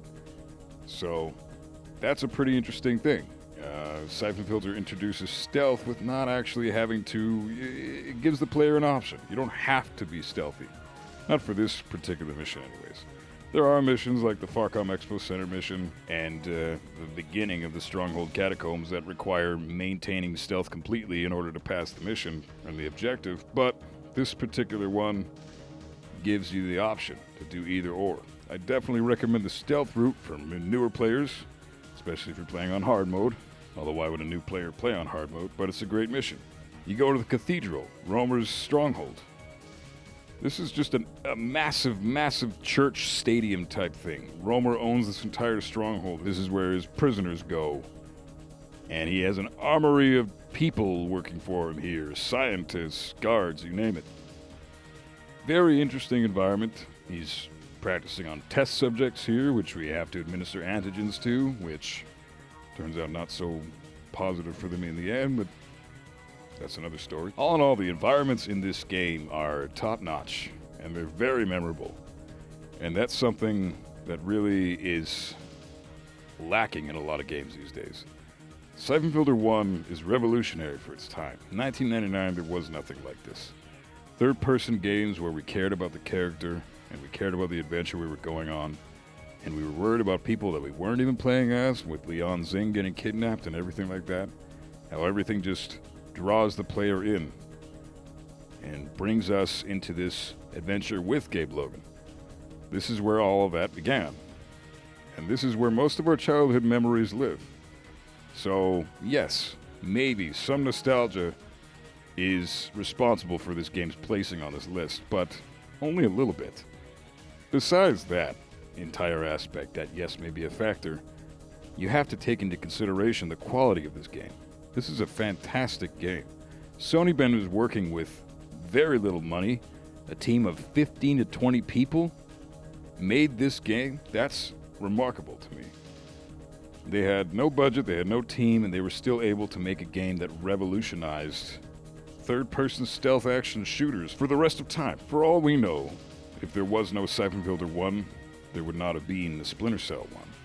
There may not have been a Hitman 1, because Syphon Filter precedes both those games. Syphon Filter ended up selling 1.5 million copies, which is unheard of for a team of 15 to 20 people, and little to no budget. So obviously there was going to be a sequel. But in the meantime, this is a great game. The story is compelling, the gameplay is compelling. Yes, the graphics are very dated as of today, but there's a lot to be enjoyed here. Gabe is fairly agile, he can roll, he can strafe. Shooting is hit or miss, literally. The controls with shooting, especially when aiming in the manual aim, when you hold L1, it can be a bit much sometimes. Like I said, the controls are very primitive. This game has a lot to work on for the future titles, but they do end up fixing a lot of these problems with future titles immediately with Syphon Filter 2. However, with this installment, they were still trying to work out the kinks, so there are little issues. For example, Gabe can't walk. It kind of makes climbing things sometimes be a little bit of a pain in the ass. But besides that, it's not such a bad control scheme at all. This is pretty fluid considering it's a 1999 PlayStation 1 game. This game came out when DualShock wasn't even really a thing yet. Kind of, but not full force anyways. So they were still requiring you to control Gabe with the D-pad. You can control him with the joystick if you switch to analog, but you can control Gabe with the D-pad, and that's what their original intent was with this game. That's pretty impressive. So being able to control Gabe so seamlessly with the joystick in a game like this, with that in mind, I take my hat off to it. This game has a list of memorable characters. Some we absolutely adore and they continue to live on in our hearts to this day, like Anton Geardo. He's in it for maybe a whole 5 seconds and then he's never seen again in the entire franchise, besides a brief glimpse of his corpse in Syphon Filter 2 and a brief mention in Dark Mirror, and that's about it. Mara Aramov makes her debut, of course. She's a redhead in this game. Somehow I guess she had the time to dye her hair blonde between Syphon Filter 1 and 2. Creators actually said in the AMA video, the link that I'll post in the description, you saw a clip of the footage in the Syphon Filter Logan Shadow part of this video. In that same video, they actually say what basically was on their minds with the Mara Aramov hair change. And fun fact is that it was just different designers, different artists, and different takes. So, fair enough. One decided on red hair, one decided on blonde hair. You know what? Women change their hair all the time. Sometimes it only takes 24 hours for them to go from completely red to completely blonde. So it doesn't bother me one bit. Mara's a lady. She wants to change her hair blonde. I didn't even think twice of it. Made perfect sense to me. Edward Benton is our direct boss. He takes orders from Markinson and gives us orders on the field. He's mentioned again in Syphon Filter 3 several times. But here he's pretty quick to double-cross us. We actually end up killing him in Mission 6, the Expo Center reception. So, but he's still a fairly memorable character, decent enough that he was able to come back in a future game. So, Fagin is probably the worst character in this game. He's not remembered very fondly by the majority of the fan base. We basically see him one time where we actually have to deal with him specifically, personally, for the entire mission. Of course, you do see him in the Expo Center reception, and you see him after that briefly, but you don't really see him much until Stronghold Catacombs, which I will go on record saying is easily the worst mission in this game, and probably one of the worst missions in all of Syphon Filter history, really. The objective in this mission, once you get past the stealth part, which is admittedly fun, is to protect Fagin. He's completely helpless, and sometimes he gets in your way of your fire when you're trying to shoot people that are trying to kill him. It's really irritating, and everybody should hate it. And I'm one of those people. A lot of those guards are armed with flak jackets and crazy guns, and you are the only one able to protect Fagin. He's got no guns himself. He can't do anything. He just crouches half the time to allow you free aim at their bodies / heads, and you just kind of hope and pray that he doesn't get in the way of your fire. Of course, after that, when he takes us to Leon, we're in better shape because she's got a gun. She can kind of protect herself. There's a glitch with Leon where I don't have any footage of it, but there is a glitch with Leon. If you shoot her in the leg, you can actually make it so that she does not stop running at all. Well, she'll stop running sometimes, but she doesn't stop running as in she will not walk. Walking takes forever with Leon. She walks from time to time, so if you shoot her in the leg, it actually makes it so she just, anytime she's going to go to walk, she actually just runs. So you can get through the mission a little bit quicker that way. It makes it a little bit less painful. Same thing actually applies with Fagin. If you shoot him in the butt, he'll just continue to crouch walk the entire time. He won't even stop anytime. He'll just crouch walk the whole time. So it makes it a little bit easier to get through the mission. It's good for speed runs. It's fun. As fun as the Catacombs can be, which is not very. But considering this game has 20 missions, and the Catacombs are really just one, you got 19 quality missions for the remainder of the game. And that's pretty damn good. That's pretty unreal. I pretty much love every mission in this game. Siphon Filter 1 has so many memorable environments, so many memorable missions, so many memorable lines. My God, Siphon Filter. Yes, it's quite remarkable. A virus genetically programmable to eliminate anyone or anything. So we've talked a little bit about the goods and the bads, the story, the controls, the graphics, the gameplay, how memorable the game is to fans to this day, how important it is to the genre, and to the PlayStation, really, and especially to the company Sony band. This game is remarkable. I'll say it again. I absolutely adore this game. It's amazing to me that it's the third best on this list, because there still are 2 games ahead of it, but this truly is where this franchise gets amazing, which is fantastic news, because you have the first game of the franchise being the spot where people are going to decide whether or not they want to continue with this franchise or not. Usually people are going to start from the beginning. And people that start from Siphon Filter 1 are in for a treat. And that's fantastic. I love that. It makes it so people are compelled to continue with this franchise. And that's what Siphon Filter needs, is more people playing this franchise. And that's what I hope to inspire by making videos like this. Please, buy this flippin' game. Siphon Filter 1 is everything. It's a borderline masterpiece. I haven't quite gotten to their masterpiece yet, but this game is almost there. And that's why I feel it does belong here. The things that set it back for me are the controls. The Catacombs being a mission in this game really set it back for me, because that is a terrible mission. But you have a terrible mission in a sea of 20 missions where 19 of them are flawless, nearly flawless. Tons of fun. 19 hits and 1 miss is really not too bad if you ask me. Alright, so let's get in the good shit. Let's talk about some boss fights.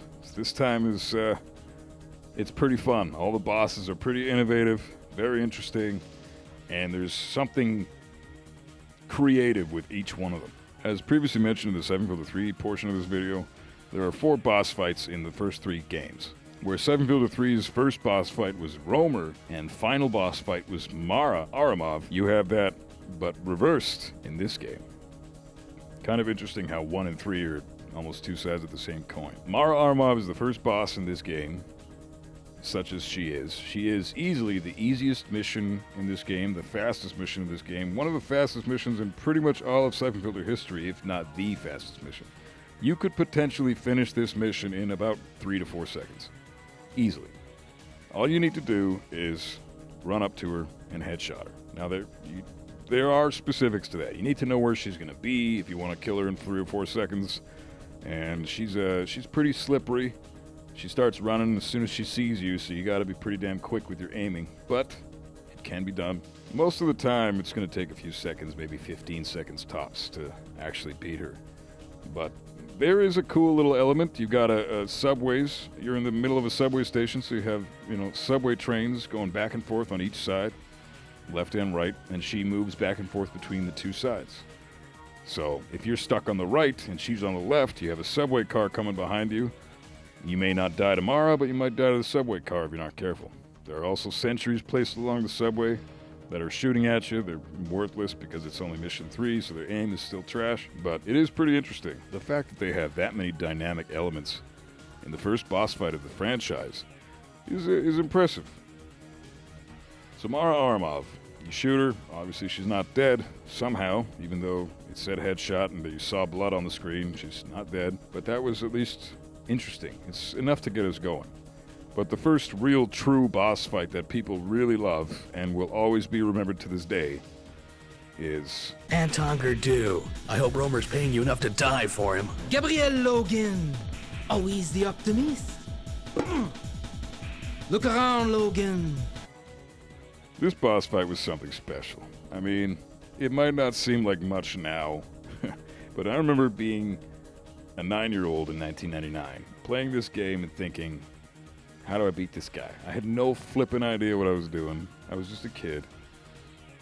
I just wanted to persevere, though, because I really liked this game so far. I was totally in love. The first 4 missions really got me, and this boss fight takes place on mission 5, Freedom Memorial, and holy smoke, it's a very memorable boss fight. I previously mentioned Red Jack in the Dark Mirror portion of this video.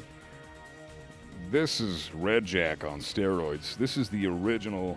This is what Red Jack came from. If Red Jack was the later creation, this is the prototype. Prototype shits all over the later creation. Gerdue is awesome. He's a super memorable character. He's got a few lines that are quotable. But what about the serum? He's just a cool character in general. He's got a flamethrower, and one hit of that and you're dead.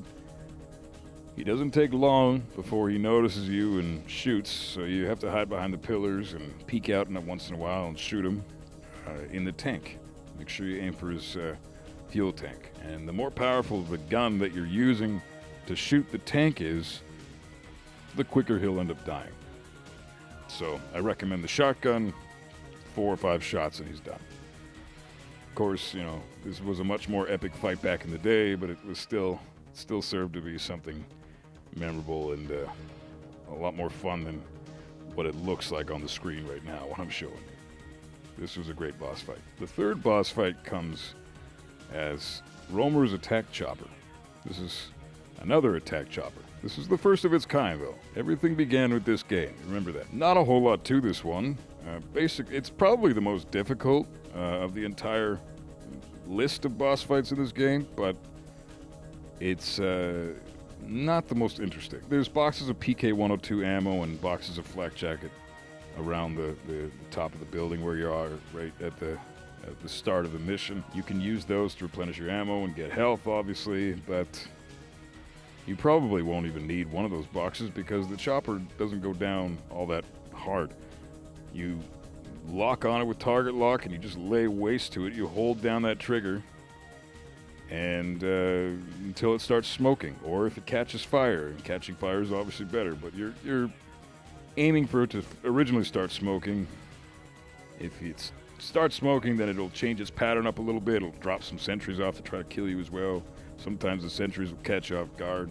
But the chopper itself, as long as you hide behind the satellite dish placement where that thing is, and keep that kind of between you and the chopper while you're shooting at it when it's stationary, and then while it's moving around, then you move around with it, and just keep shooting and shooting and shooting until it's done. There's really not much to this fight. It's interesting that everybody loves it, but it's not an interesting boss fight per se, especially considering the one that precedes it with Anton Gerdue. That's an interesting boss fight. That was innovative for 1999. This one's kind of here or there. Still fun though, still memorable, still a decent fight. And of course, the final boss fight in this game is Eric Romer. Eric Romer is, he's kind of a badass, actually.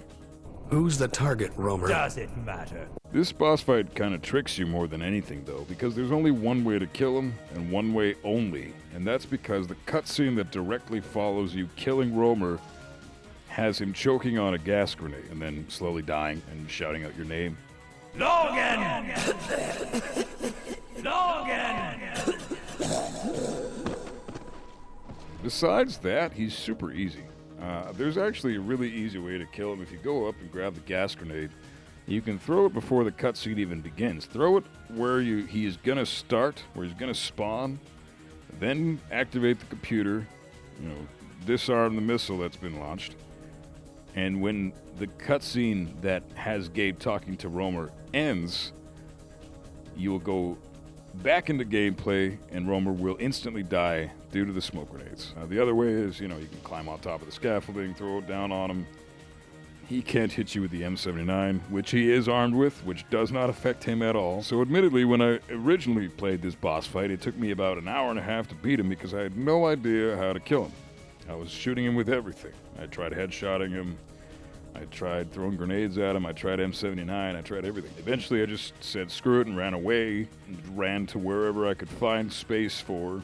And I found the box of gas grenades, and I tried that, and it worked. This is one of those boss fights that's interesting and had elements to it that were unique and thought-provoking. And I really like that. The developers really put some thought into this one. And it's a good way to end the game off. Siphon Filter 1 continues to be one of my favorite games of all time. I hope that the legacy never dies, because this game really did spark something within me as a child that is still there to this day, 21 years later.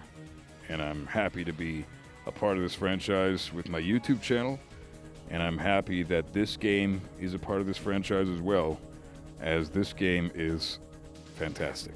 I recommend this to everybody. This is the first game in this ranking where I would say is absolutely amazing. Like I said, I do love the other three that I already mentioned, but this game is where things start getting super, super fun.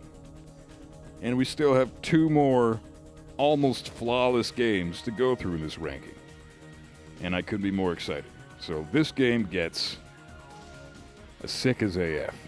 Can't quite give it a Eureka Amazing, but it absolutely deserves my almost top rating because it is sick as AF.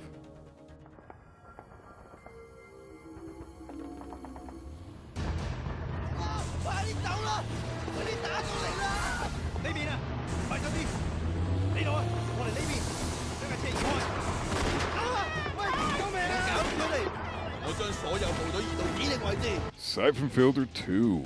Here we are. This is, by all accounts, the masterpiece of the franchise. Now, yes, it is my number 2. And so you can obviously tell what's going to be my number 1 from judging by that alone. But this game truly is something special. This is usually the game people think of when they immediately think of what's the best game in the franchise. There really isn't too many other answers. I've asked tons of people in my chat when I stream what their favorite Siphon Filters happen to be. Siphon Filter 2 usually ends up at the very top of that list for the majority of folks. This game is just that good. Everything from the introduction to the end of the game with the final cutscene and that sick music. Like, everything about this game is solid. The music is top-notch.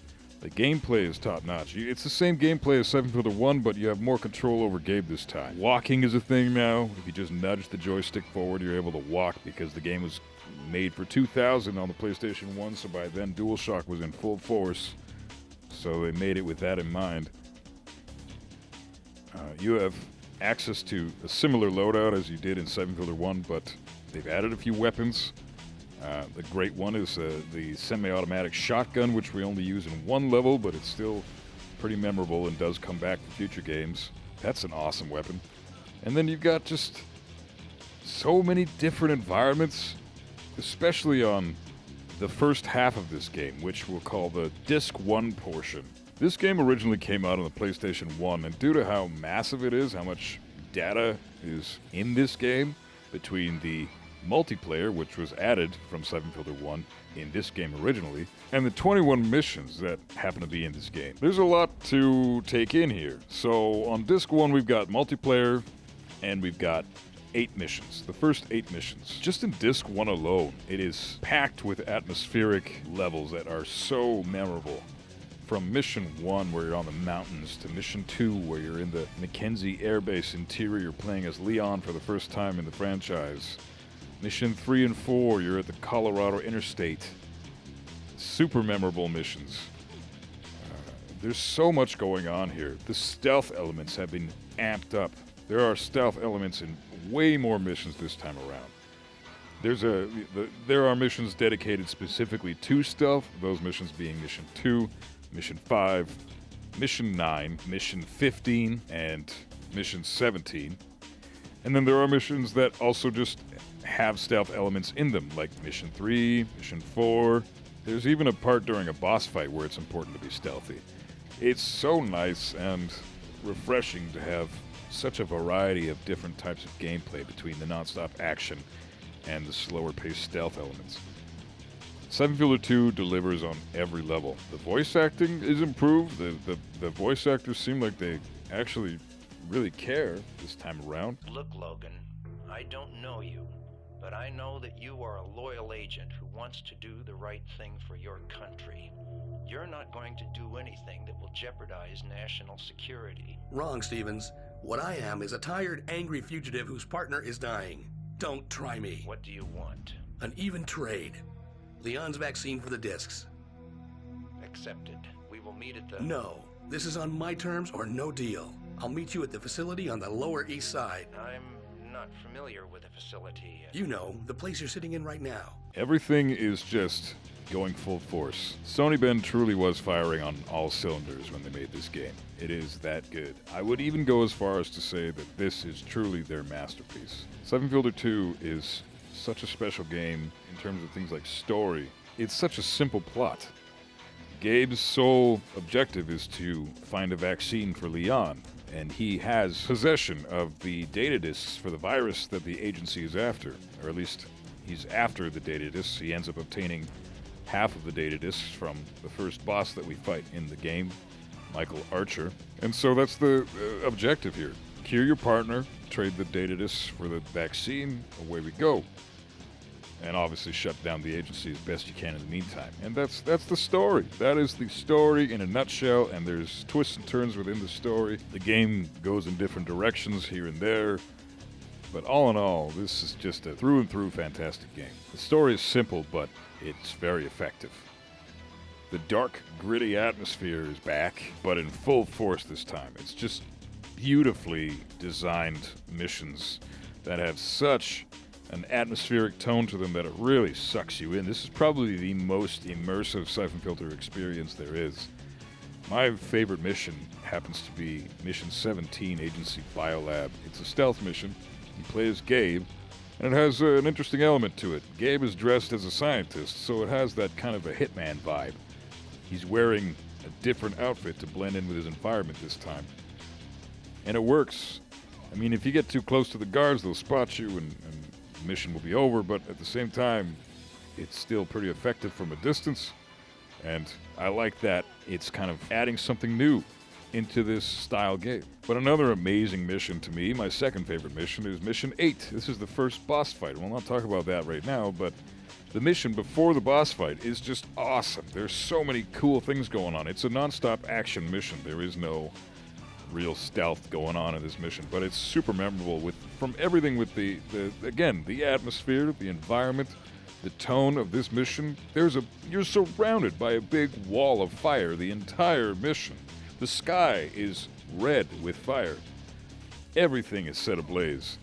And it is such a cool idea to have that as an element in a mission, because it's such an obvious idea for a Warzone type mission, but never really was done quite like this. The music is top tier. The 4 boss missions in this game actually happen to have the exact same musical score, which is a good indication as to what you're in for. As for the atmospheric tone in Disc 2, things take a little bit of a dip in quality when it comes to the second disc, but still remain very, very engaging for the player through and through. Leon's missions are more abundant on Disc 2 than Gabe's. In fact, I think Leon has 6 missions on Disc 2 and Gabe has 7, so they basically split it 50-50. But you come back to the Farcom Expo Center. First of all, this is the beginning of Disc 2. You play as Ninja Gabe. It's nostalgia smacking you in the face at 100 miles an hour. The entire mission is a recreation of the 6th and 7th missions in Siphon Filter 1, and that's an incredible ode to the original source material. Siphon Filter always pays respects to where it came from, as you could tell by the Siphon Filter Dark Mirror Singularity monologue. that was epic, which you saw earlier in this video.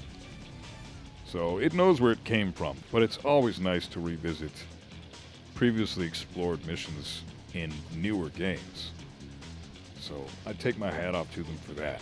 The next set of missions are whereas you play as Leon from missions 11 all the way through to missions 16. You end up in Moscow, running along the streets. You enter a park. You take out Gregorov, who happens to be an imposter.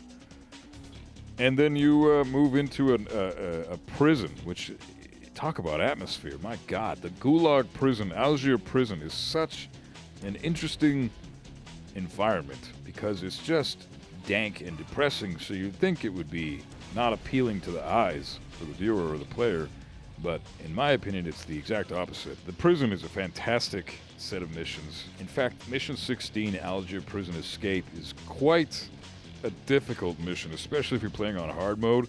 That mission may be the most difficult mission in the entire franchise. I'm not even kidding. It's a very difficult mission on hard mode, and the enemies do not mess around whatsoever. But it's very memorable. It's a fantastic welcome to the franchise, having something so difficult in the franchise. Because yes, Siphon Filter 1 was a difficult game, and Siphon Filter 2 is very difficult leading up to this point, but you really don't know what we're in for until we hit this mission and you realize, holy smoke, they're not messing around this time around. There's so much to know about that mission. There's so much to explore. There are so many things that can go wrong because you're escorting Gregorov for half the mission, so it ends up being kind of a 50-50 of what's going to happen. Sometimes Gregorov could end up getting killed and you have nothing to do with it, and other times he's perfectly capable of defending himself because he's got reasonable aim with the handgun that you end up giving him. But it really just depends. Sometimes RNG can be a thing in this game. But it isn't that bad. Not as bad as the next game we're going to talk about. But everything from the beginning of this game to the end just sucks the player in. There really aren't any bad missions per se in this game at all. There are missions I'm not a huge fan of. In fact, it's kind of difficult for me to even think of one that I'm not the biggest fan of. I guess if I had to pick one that is not particularly my favorite, I'm not a big fan of Mission 20, which is New York Sewers. Mission 20 is still a good mission. It's decent. I just don't really like the tone or the environment is not really the most memorable of the environments in Siphon Filter 2. Still a very memorable mission. Still a decent one. Definitely not anywhere close to the abomination that was Stronghold Catacombs from Siphon Filter 1. There are unlockables this time around, again like there were in Siphon Filter 3, and the unlockables are pretty fun. They're actually quite difficult to attain. There's actually an unlockable you can get for Mission 8 by sniping the boss in one shot. It needs to be the first shot that you end up shooting out of your gun while aiming at the boss. Gabe will say, got it, and you'll have attained a multiplayer map. Or character. I don't know which one it is. I'm not sure what the unlockables are. All I know is there are cool ways to unlock certain things. This game encourages exploration because of the unlockables. In Mission 1, for example, there is a hidden H11 that you can get by climbing down a crevice and going into the little cave up there and getting in the box and grabbing the H11. Gabe will say, got it again. It's pretty interesting. This is a pretty big game, though. It has, in fact, the most amount of missions in the entire franchise until we hit the PSP titles. This was the biggest game in the franchise for quite a while when the first 4 titles were the only ones that were out. Siphon Filter 2 went on to sell around 2.5 to 3 million copies and is one of the most successful titles on the PlayStation 1. It basically single-handedly carries the torch for the popularity of this franchise. When most people think of this franchise, they usually think of Siphon Filter 2. This game is something special. If they were going to make a new Siphon Filter game around this time, 2020, I would hope that it would be something like this. Or like the game that follows it. Obviously, we know which game comes after this in the list, but this is truly a masterpiece. Now, I've been playing this game for over 20 years now, and I never get bored of it. Something can be said about that. There aren't too many games out nowadays where you can really say that about them. Are we going to be playing certain games that came out in 2020 20 years from now, I don't really see it. I don't see too many games these days that interest me on that level. Siphon Filter 2 is deep in terms of just effort and heart that they put into this game. There's so much going on, and you can tell it was a passion project. They weren't just doing it for the money. Yes, they did it to follow up on the success of Siphon Filter 1, but Siphon Filter 2 is when they were completely banging on all cylinders. There was no setbacks. Everybody was at the top of their game. Everybody was passionate about this, and you can see that they are. They got a bigger team for Siphon Filter 2 than they had for Siphon Filter 1 by not very many people, maybe half a dozen, but still enough to make a difference. And it really shows in the game design that they had such passion and cared so much for this game. There's nothing but positive to really be said about this game. If I had to say something negative about this game, maybe that it's on 2 discs for the PlayStation 1. I really don't think that's even a negative, though. The multiplayer is kind of terrible. There's nothing special really about that, but I have no footage for it, so you can't really see from this video, but go check out the multiplayer on YouTube and you'll see it's nothing really all that special. It's just split screen, third person shooting each other. It's fun. The controls in multiplayer are not, I mean, the controls in the game in general are not really meant for multiplayer. They were just kind of winging it. So, you know, it is what it is. At least it's there. And it's cool that its existence gives the player incentive to replay this game and find the unlockables. Even if they don't play multiplayer, it's still fun to unlock everything in the game that's possible to unlock. All in all, Siphon Filter 2 is something special. It is a masterpiece. It may not be my favorite in the franchise, but if this list was an objective list of what game is truly the best, this would have to be number 1. It is something special. I 100% recommend it to everybody. If you're looking to get into the franchise, this is a great place to start. Let's talk about the characters. So this game adds several characters to the roster that are previously unknown. We know and love them today, such as Teresa Lepon, she's added in this game for the first time, and Lawrence Mujari is another character. We know both those characters well. They stick with us for pretty much the majority of the rest of the franchise. And fun fact, Teresa Lepon is voiced by the same person from Siphon Filter 2 all the way through Siphon Filter Logan's Shadow. So that's always interesting to note. I love that they kept her around. I love that she was interested to stay around for that long. She's a very talented voice actress, and I hope she goes far in life. She deserves it. Lawrence Mujari is only in a few cutscenes in this game, but he's memorable enough. And he comes back for the next couple of games as a pretty main character. So it's nice to see a familiar face from the newer games, but here is where they debuted. So that's a pretty interesting note. Siphon Filter 2 is special for that reason as well.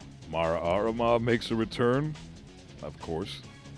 And Yuri Gregorov is added to this franchise finally. Yuri Gregorov is mentioned in this game and the 4th game. He's seen in both games, and he's a fairly main-ish character in this game. He's interesting enough. He's a Russian general. He's allies with Leon Zing, and makes allies with Gabe Logan and everybody. He helps Gabe and Leon attain the other data discs when Leon goes into the gulag to save Yuri's life from being executed by Mara Aramov because he had that information on him. So there is a little more to this plot than you'd think. This time around we have Vince Haddon. He comes around. He was the shadowy figure in Siphon Filter 1. He's still somewhat shrouded in shadow in this game, although we do see him in full force in the intro cutscene. We just don't know it's him at that time. And he comes out at the end of the game as being the main villain. He's the guy behind the whole consortium. He's the dude that was interviewing Gabe and Leon and Mujari and Teresa in Siphon Filter 3. He's sort of the main bad guy. We find out in the next game that he's not. There is somebody above him, but he's still a main player as far as the agency goes. There's a couple other interesting characters, nothing super special. Stevens is something of a hit or miss for me. I'm not the biggest fan of Stevens, but he's in charge of the agency up to Vincent Haddon's level. Jason Chance is added in this game. Originally, he's a CBDC agent who's high ranking in that agency, and he's sent to help Gabe out. And it's a pretty obvious story what happens with Jason Chance. Him and Gabe are sort of buddies in the beginning, and then Chance ends up betraying Gabe and having his own agenda. He was working for the agency all along, and he ends up being the final boss. But okay, let's talk about some fun shit again. The boss fights. Like I said, there are 4 boss fights. You can tell it's a boss mission every time the music starts playing, because all 4 boss missions are the only missions with the exact same theme in the mission. So that's pretty interesting that that's kind of a thing in this game and hadn't really come back in any of the future games, but it's still nice to have. The first boss is on disc 1. It's Michael Archer. He doesn't really fight you, but he sends a lot of highly trained, highly powered enemies at you the entire mission, so you're fighting through those pricks the whole time. And then you get to the end, and all Archer does is jump on the chopper. He's hanging from the chopper is flying away, and if you take too long to kill him, he's super far away, so it can be a little tricky aiming for his head. But if you take too long to shoot him, he does get away and you have to restart. So I guess he kind of fights you that way, but he's nothing really too insane. Next boss fight is Morgan. Now, Dylan Morgan is a memorable character. He may be my favorite character in this game. I like his voice actor. He does the character pretty good justice. I don't have the guy's name offhand, but very talented actor if you ask me. Commander, Stevens wants me to personally thank you for the job you've done here. Wait a minute. Now, Commander, we will try again. Get this plane refueled. We have another mission for you to fly. No one gets off that mountain alive. Yes, sir. He's probably my least favorite boss in the game, if I'm being honest, even though I really enjoy all of them. I think Dylan Morgan is my least favorite because you're basically avoiding him the entire time. He's setting up bombs. Teresa is with you to disarm the bombs, and you're there to guard her and make sure she doesn't get killed. Basically, you're just out there eliminating all his goons up until the point where every bomb has been disarmed, and you're now able to take on Morgan full force. Now, this boss fight can go one of 2 ways. It's either super easy or it's super hard. If you happen to have crossbow ammo still, it's super easy. As soon as Teresa gives you the go-ahead to kill Morgan, you crouch, you shoot him with the crossbow, and he's done. If you don't have the crossbow, it can be a little tricky, but at that point it's just a matter of knowing which way he's coming from and then aiming for a headshot and just spray and praying while he runs in that direction and hoping he doesn't kill you with an M79 shot, because he is armed with an M79. Before you do kill him, though, there is a spot after Teresa says there's the final bomb, she's got to disarm it. Once you're at that point, you just kind of have to wait out the clock. So you're standing behind a box like a moron, just waiting for Morgan to stop his monologue while you let Teresa do her thing, and once she gives you the go-ahead, then you can kill him. But he has a pretty cool monologue about Leon. You know, it's not too late, Logan. The agency can still use you, and don't forget, we're Leon's only hope for a cure. Do you have any idea what Siphon Filter is going to do to her, Logan? I've seen what it does to people. Soon she'll look like a walking corpse. Trust me, it's going to be a slow, painful death. Other than that, it's not really my cup of tea in terms of a boss fight. Memorable enough, and definitely not a bad boss fight in any sense of the word, but he's still not the best in the game. Third boss is a Yuri Gregorov imposter. We find out he's an imposter in this mission when we take him out. We think he's Yuri Gregorov the whole time running away from Leon. Turns out he's not.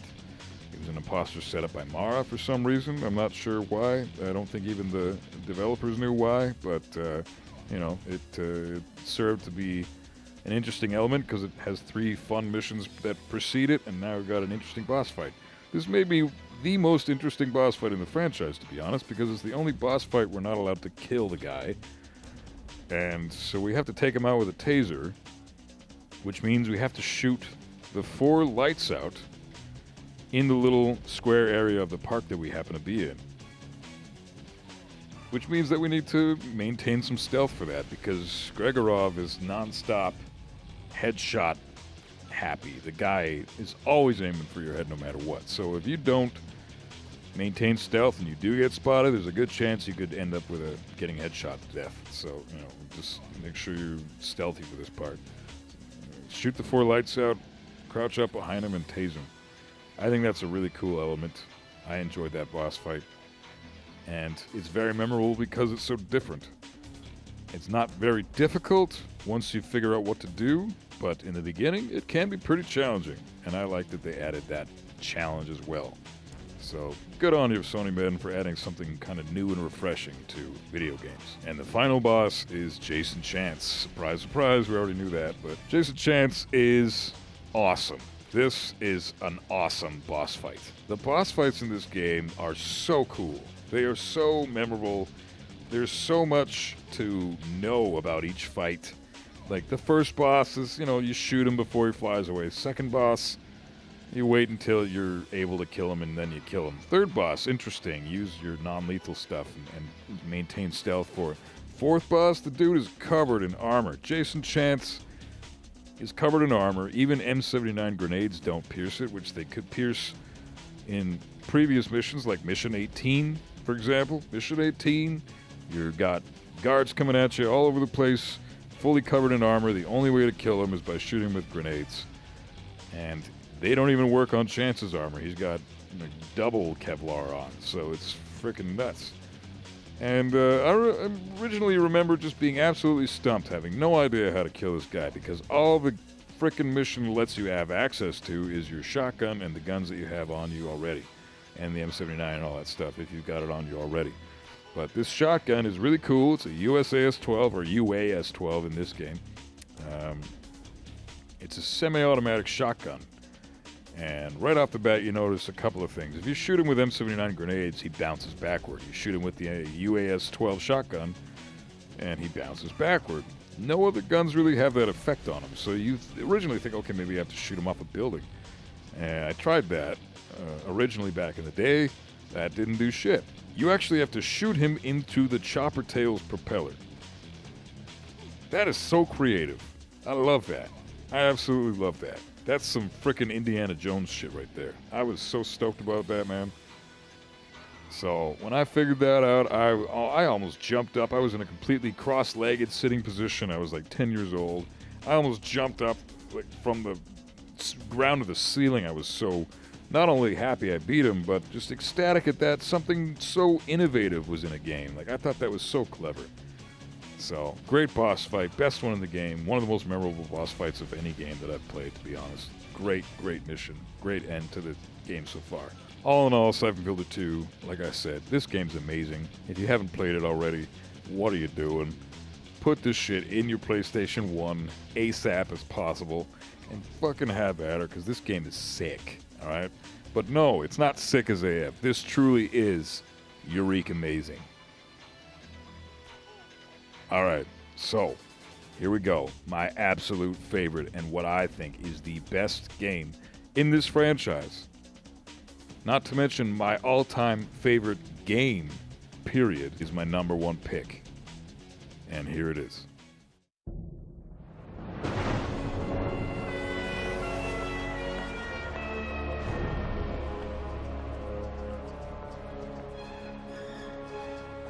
You must miss me terribly to bring me here at such expense. Perceptive creature, Mara dear. But this is business. Siphon Filter, the Omega Strain. My god. This game is easily my favorite game of all time. I don't even have to think about it if people ask me what's my favorite game.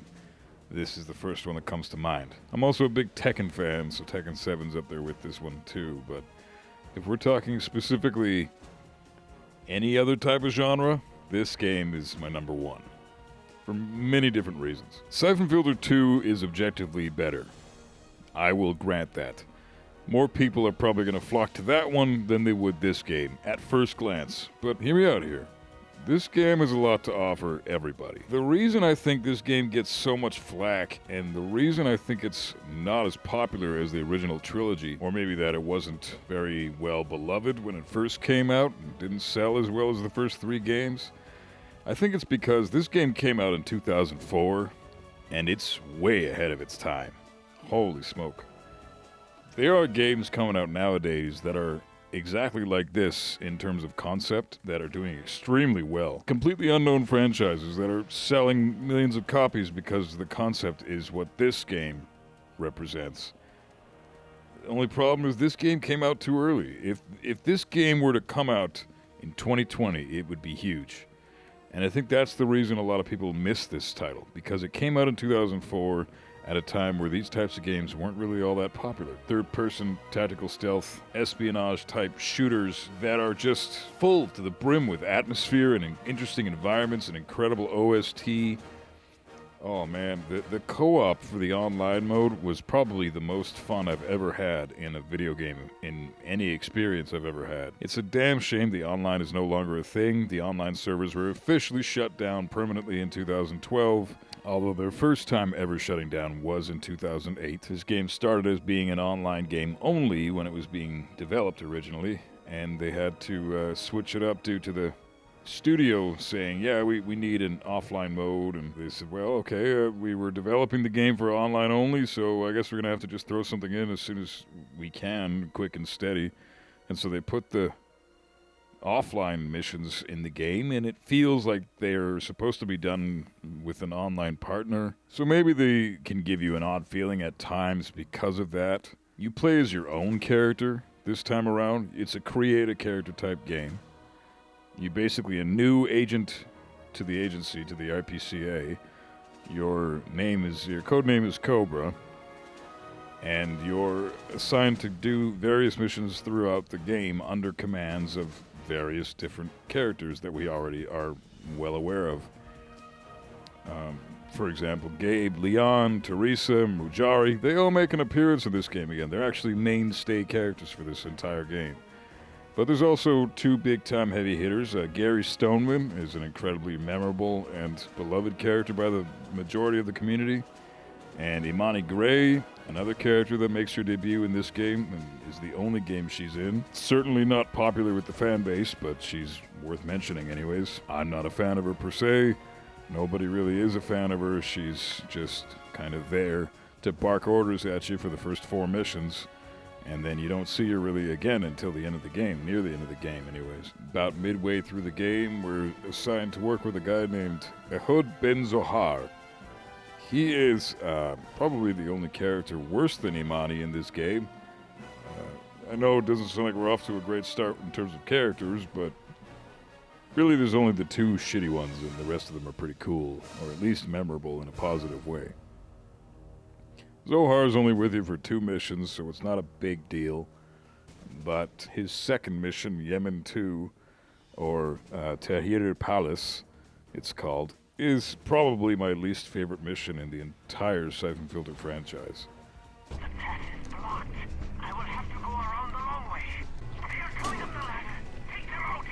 Yes, I despise it even more than the Stronghold Catacombs from Siphon Filter 1. It is terrible. The mission is... It's almost exactly like Stronghold Catacombs in Siphon Filter 1. There's 3 phases to this mission.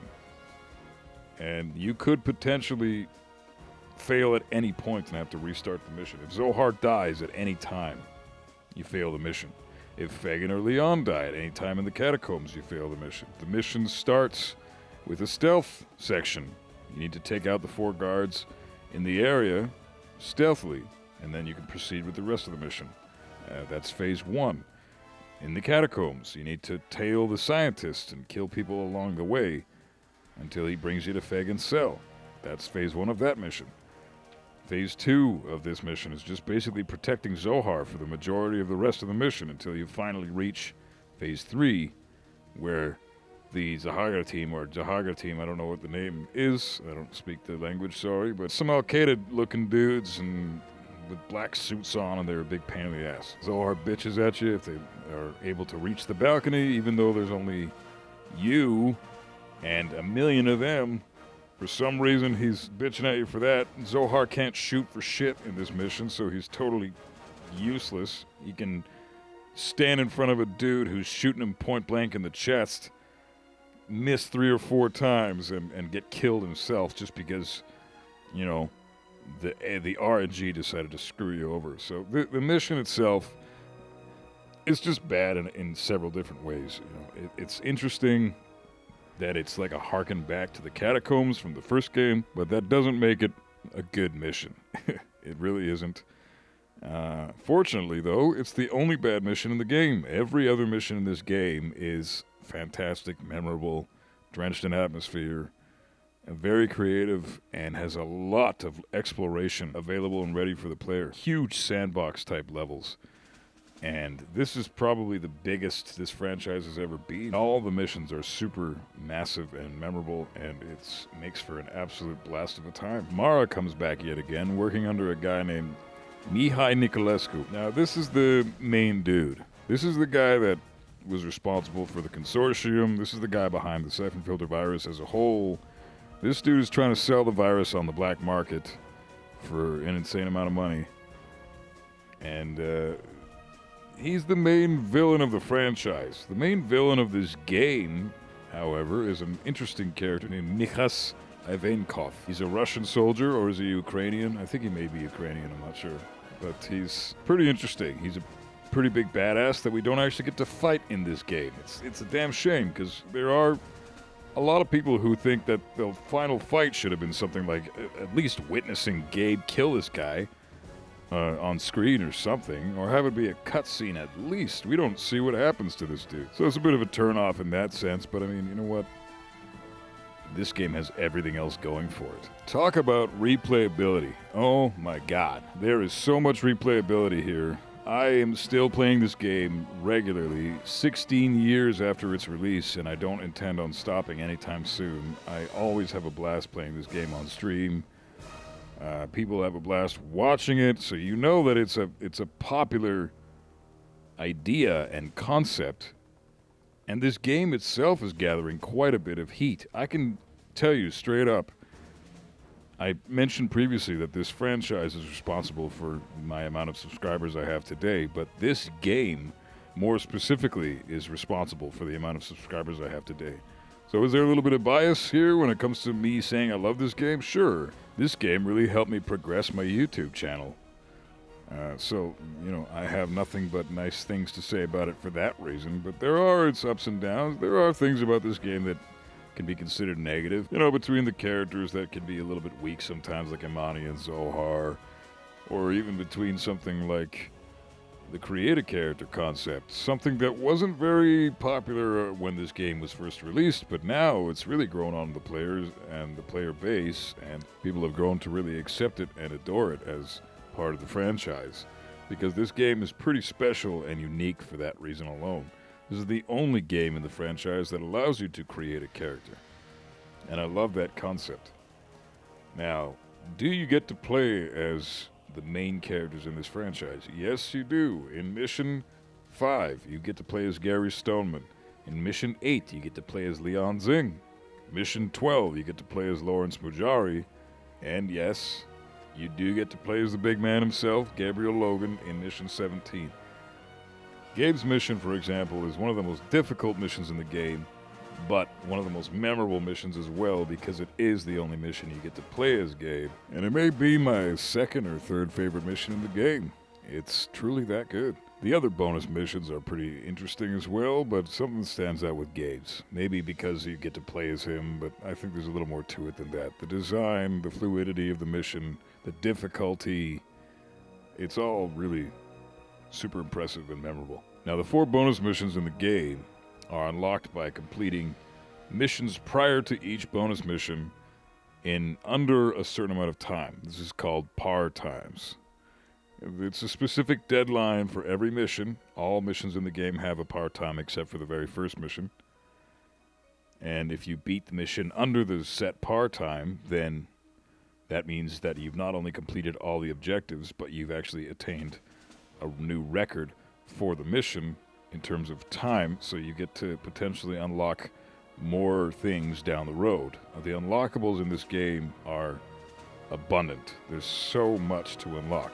And completing part-times is the only way to do it. Now, the part-times are quite difficult for some people. I will admit that. They were very difficult for me in the beginning as well. But man, is it satisfying to do a mission under a certain amount of time. Just knowing that, oh, I came up with this strategy. I found everything that I needed to in this mission, and now I've got everything. Everything's in the green. I've got a decent time. I don't need to technically revisit this mission again. So, You know, it's just nice knowing that, just that you're closer to being ranked up higher with your character. That's the other interesting thing. There are ranks to earn. By completing certain objectives, you will get promoted. You will rise through the ranks.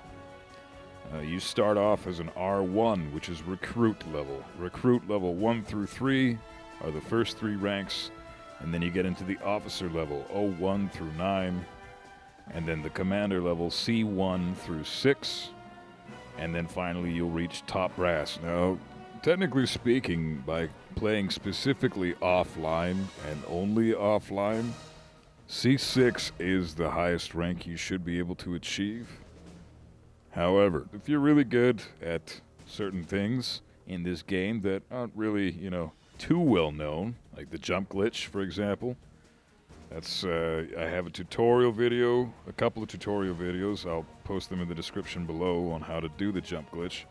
I don't think I have any footage of it right now that I'm able to post, but it definitely helps achieve certain objectives that are only really attainable with a teammate offline, so you're able to access ranks that are in the top brass, like T1, T2. The highest rank in the game is T4, top brass level 4, and unfortunately you don't have access to that rank anymore unless you find a backed up save file from Google or whatever, but it is a damn shame because the only way to unlock T4 on your own yourself is via playing online, completing part-times online, getting the online ratings, and progressing that way. So it's a shame that because of that we'll never be able to get the highest rank for our characters ever again because the online servers are shut down. But that doesn't make the game any less replayable and any less enjoyable at all, really. So the part-times make this game an absolute blast for someone like me. I love completing the part-times. I love doing speed runs. I love seeing how fast I can actually be with each mission. And it's fun planning your routes and figuring out, okay, what's the most effective way to beat this mission and how do I get to these objectives a little faster than I did last time. And it's a super big blast. We have a little bit of a mini competition going on in my Discord, which is in the description as well, so feel free to join the Discord down below. There is a section in the Discord where it's Siphon Filter the Omega Strain dedicated part-times or speed runs, and we just post our times there just to keep the community for this game somewhat alive, and it's going off pretty successfully so far. You know, you don't have to be a super fast speedrunner to post your times either. Just post whatever times that you manage to get yourself for these missions. They're very difficult. This may be the hardest game in the franchise.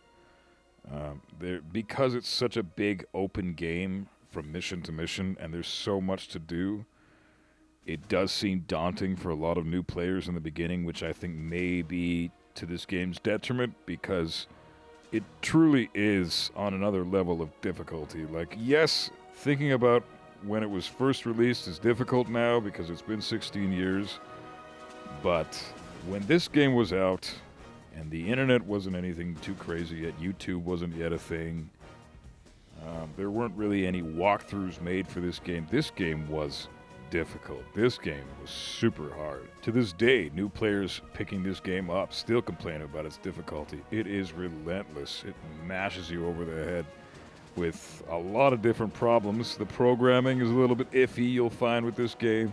I'm really sucking its dick here a little bit, but there are issues, trust me. This is why I think that, objectively speaking, Siphon Filter 2 is a better game than Siphon Filter the Omega Strain, because Siphon Filter the Omega Strain has RNG. The RNG in the Omega Strain is all over the place. It's not as bad as something as, like, maybe Hitman 2 Silent Assassin, but it is certainly bad, and it does affect your part-time sometimes.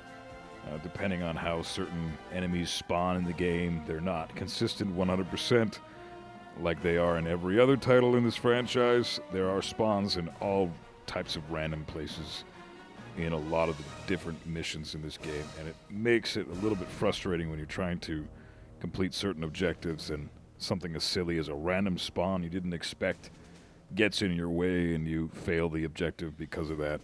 So, you know, it can be a bit irritating, but the RNG isn't bad enough to count as a negative towards this game. it's still super flawless in terms of fun. Some incredibly memorable favorite missions of mine would be International University. Minsk is my absolute favorite mission. Gabe's mission in Montenegro, Niculescu's Villa Estate. Very cool mission. Yemen 1, Arms Bazaar. That mission is super fun. There's a lot of places to explore in that one. The music is very intriguing. There are other missions as well that may not be a classic favorite to a lot of the fan base, like Yemen 2, Tahrir Palace, which I've already mentioned. Lorelai's Salvage Rig. Now this is a mission that's it's like a mission and a half. This mission gives you 28 minutes to complete the par time, meaning a lot of players their first time around will not be beating this mission in under a half an hour. You're going to be stuck in this massive mission for at least a half an hour. It is a little bit overkill, and for that reason it's like, I like the mission, but holy smoke, unless I'm going for a full game run when I play it, I usually skip this one because my god, it is relentless. It is not difficult at all. It's not tricky. It's just so long and so tedious. And if you end up dying in Lorelai's Salvage Rig, you have to do the entire mission all over again just because you got killed for whatever reason. Very easy to stay alive, but you can die by doing dumb shit like falling off a ladder or something in a ladder area. When you're climbing up a ladder, you fall through the hole because your character didn't grab onto the ladder when it wanted him to or something. You know, oh, so brutal. Besides those types of missions, maybe I'm not really the biggest fan of Sidamat's Village, which is Leon's mission, Mission 8. Not the biggest fan of that one, but that's a personal opinion. A lot of people love that mission, so don't take that one too harshly. Take that one with a grain of salt. So the characters are fantastic. The gameplay is fantastic. The voice acting is great. It had online play, which was co-op based, which was amazing when it was out. It is no longer out, but hopefully they make another Siphon Filter in the future with online that resembles this game, because holy smoke, this game's online was a blast back in the day. It's some of the most fond memories I have of playing a game, period, was playing this game online. So now we can get into some fun stuff like the boss fights. Now, because this game was primarily designed to be an online game only, as previously mentioned, there are some noticeable differences between this game's boss fights and the boss fights of before and after this game in this franchise. What I mean by that is, for example, usually when you beat a boss mission in previous games or Dark Mirror or Logan's Shadow, the mission's over immediately. Not the case so much with this one in the same sense. There are two boss missions, for example, in this game where you beat them and then you continue on with the mission and you must complete the rest of the mission. So that's a bit of a difference. It doesn't really affect the boss experiences negatively. They still serve as memorable bosses for the most part. The first boss mission is Quarantine Zone, Carthage 1. Here we fight Andre Proust. You can choose to either fight him at the very end of the mission, like the mission intends you to, or you can use the jump glitch to get on top of the ambulance, shoot out the window above you, grab a C4 in the room, and go plant it on the little gateway doorway down near the parking garage entrance. So you go around there and you follow the vent, and then you could just shoot him in the head while you're in the vent and turn back around and complete the mission. Or you can do the, legitimate way by not doing the jump glitch at all and fighting him at the very end of the mission as what is supposed to happen. That way, when you do kill him, the mission does end. He can be a little bit of a pain in the ass sometimes. He's got an M16K, which is one of the best rifles in the game. Pretty powerful. And he does bring guards around you as well, which are the best aiming guards in the entire mission. Still worthless pretty much, because everybody still can't aim for shit this early on into the game. But Proust is an exception, so not too bad for the first boss, Mission 2, Quarantine Zone. The second boss is a guy named Soren the Hawk Masson. He's the French leader of the ALA. He is a legitimate boss fight, unless you are equipped properly to the nines with, for example, sarin gas grenades. This guy is a major pain in the ass to fight because he's a floor above you and he's constantly moving So the only way to really get him is to get a headshot on him. And in order to do that, you need to be able to aim properly. You need to be able to shoot where he's going to be. Sometimes he dekes you out. He stops moving. Sometimes he just, for no reason, goes and walks in a different direction. And in the meantime, he's got an AU-300 Mod R, which is a thermal automatic rifle. And he's pretty good at just ripping you to pieces with that thing. So it is a challenging boss fight. I would maybe go as far as to say this is perhaps the second hardest boss fight in the game. Maybe the third. I don't know. It depends on how you look at it. But interesting boss fight. A lot of fun. I enjoyed Masson. He adds a lot in the way of personality, too. Some of the stuff he says over the radio is pretty interesting. He's bitching at his guys a lot. It's fun. Le moment est venu de se faire une petite séance de tir. Nous voyons combien de lapins il faut qu'on peut tuer, hein? But Soren the Hawk Masson, Carthage 3, Carthage Mall, boss number 2, mission 4. The third boss, surprise, surprise, is yet another tank. This game and this franchise loves its tanks, as we've seen several times now. The tank appears in mission 7, Belaya Veza, or Belarus 2 is more commonly known. You have to fight it at the end of the mission and blow it up via anti-armor frag grenades. There is no other way to beat it. I guess if you did let Stone shoot it for long enough, the SMA does do damage to it. Very, very little, but it does do damage enough to where you could potentially blow the tank up by just letting Stone shoot it for maybe an hour. But you don't want to let him shoot it for an hour. You'd be stuck in the mission forever. So there's not much to this. Just throw the grenades in an area where you won't get blown up. Simple as that. Just try not to get blown up. It's just like fighting every other tank in this franchise. It's not really anything special to this boss fight. I would say this maybe is my least favorite boss fight, even over Andre Proust, because he's at least somewhat interesting with how he disappears and goes behind the corner and then comes back out and shoots you. The tank just stays put, stands there, and waits for you to blow it up. It fights you a little bit with its cannon, but there really isn't much to it. So, but it's okay, not bad. Now online, you could beat this boss prior to having to fight it at all by just destroying the bridge. That way it has no access to the chateau, where you would end up meeting it and blowing it up offline. But we can no longer blow the bridge to stop the tank. That's the most difficult online objective to do offline. It's even difficult with a cheating device. So yeah, good luck. That's never happening. In any case, solid boss fight. Not a whole lot negative to say about it, but not a whole lot positive. Nothing super interesting here. Now the fourth boss appears on mission 14, Murakawa Tower, Tokyo. He's probably the most infamous boss in this game, Iwao Rusaki. This dude is armored to the teeth. He's got nothing showing really in the way of skin, so there's not really any easy way to get to him with just shooting him regularly. And he's armed with a minigun, an M134 minigun. This thing is friggin' massive. He's carrying this thing around and he's moving so slowly because of it. And it is the fastest death you will witness in a game if you get shot by this thing. The second it hits you, you're pretty much dead. Unless you've unlocked extra flak jacket and extra health, maybe you'll survive. But if you're just going into this thing with a 250 level flak jacket and the standard health level that you have when you start the game and create a new character, you pretty much shredded the second this thing touches you. It's crazy strong. But it's a super fun boss fight. This is probably my favorite boss fight in the whole game. I remember in the beginning I spent hours on this guy just trying to figure him out because he just will not go down. I had Jericho 41 pistols, I had a C8 rifle, I was shooting him in the body, I was shooting him in the leg.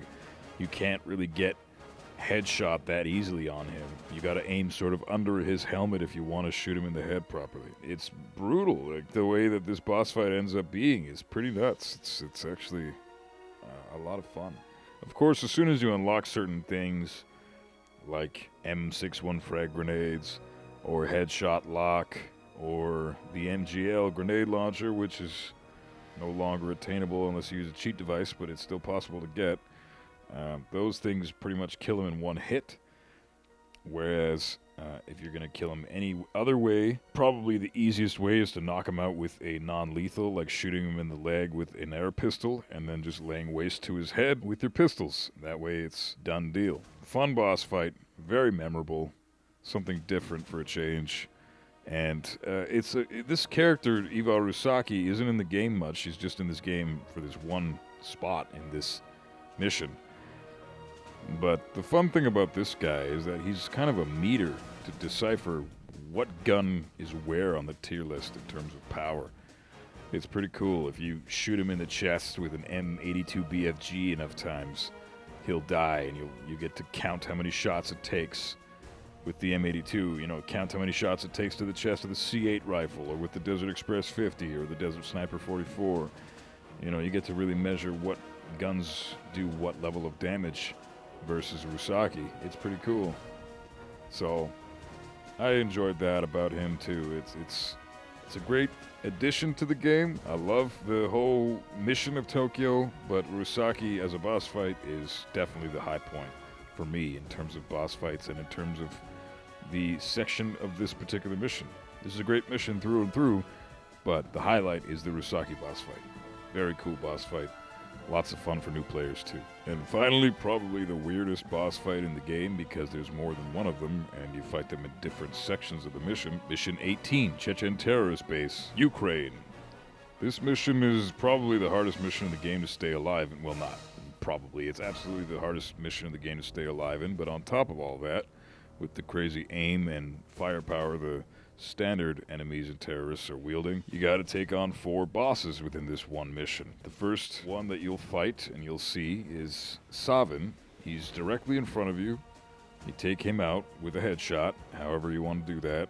A grenade will work too, whatever you got. Shouldn't take more than a few shots of the high-powered weapon as well. Run up to his corpse, and he has sarin gas grenades on him, so make sure you take those. Then you head to Petrenko. Petrenko is a bit of a pain in the ass. He's on a rooftop. He's aiming down at you. Guy's got pretty decent aim himself.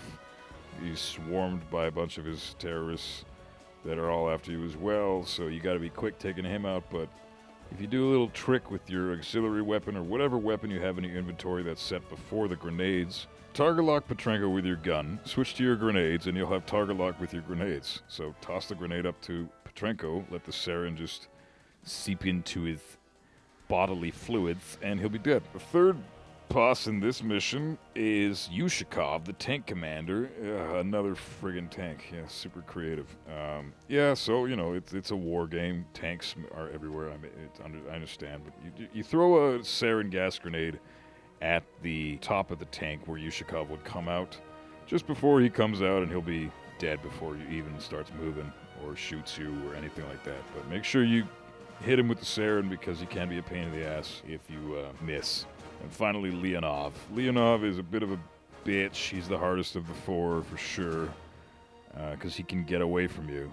So you can damage his chopper, which is an objective. You damage his chopper, sabotage the controls, and then if he does get away from you in the very beginning, if you don't kill him fast enough when you first see him, you need to stand by the massive elevator where him and 3 guards will be coming up. Just throw a sarin grenade at the elevator entrance doors. They'll ride upwards, go straight into the cloud of sarin, and all 4 of them will die simultaneously. So it's really not that bad of a boss fight, but it can be tricky if you end up getting killed yourself and respawn in a really annoying location.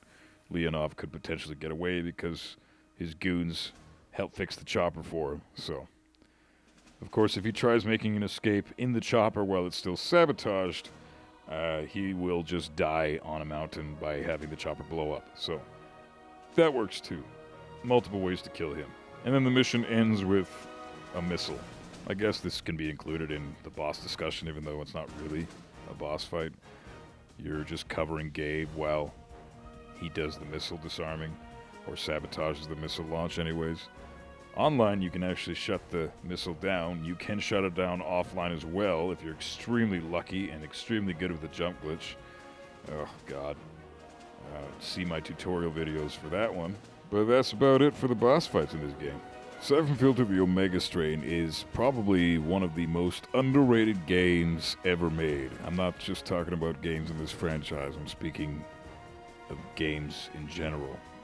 Not enough people know about this game, not enough people in the Siphon Filter community appreciate this game, not enough people bought this game. It needs more love than it has currently. And it definitely is getting up there in the popularity, that's for sure.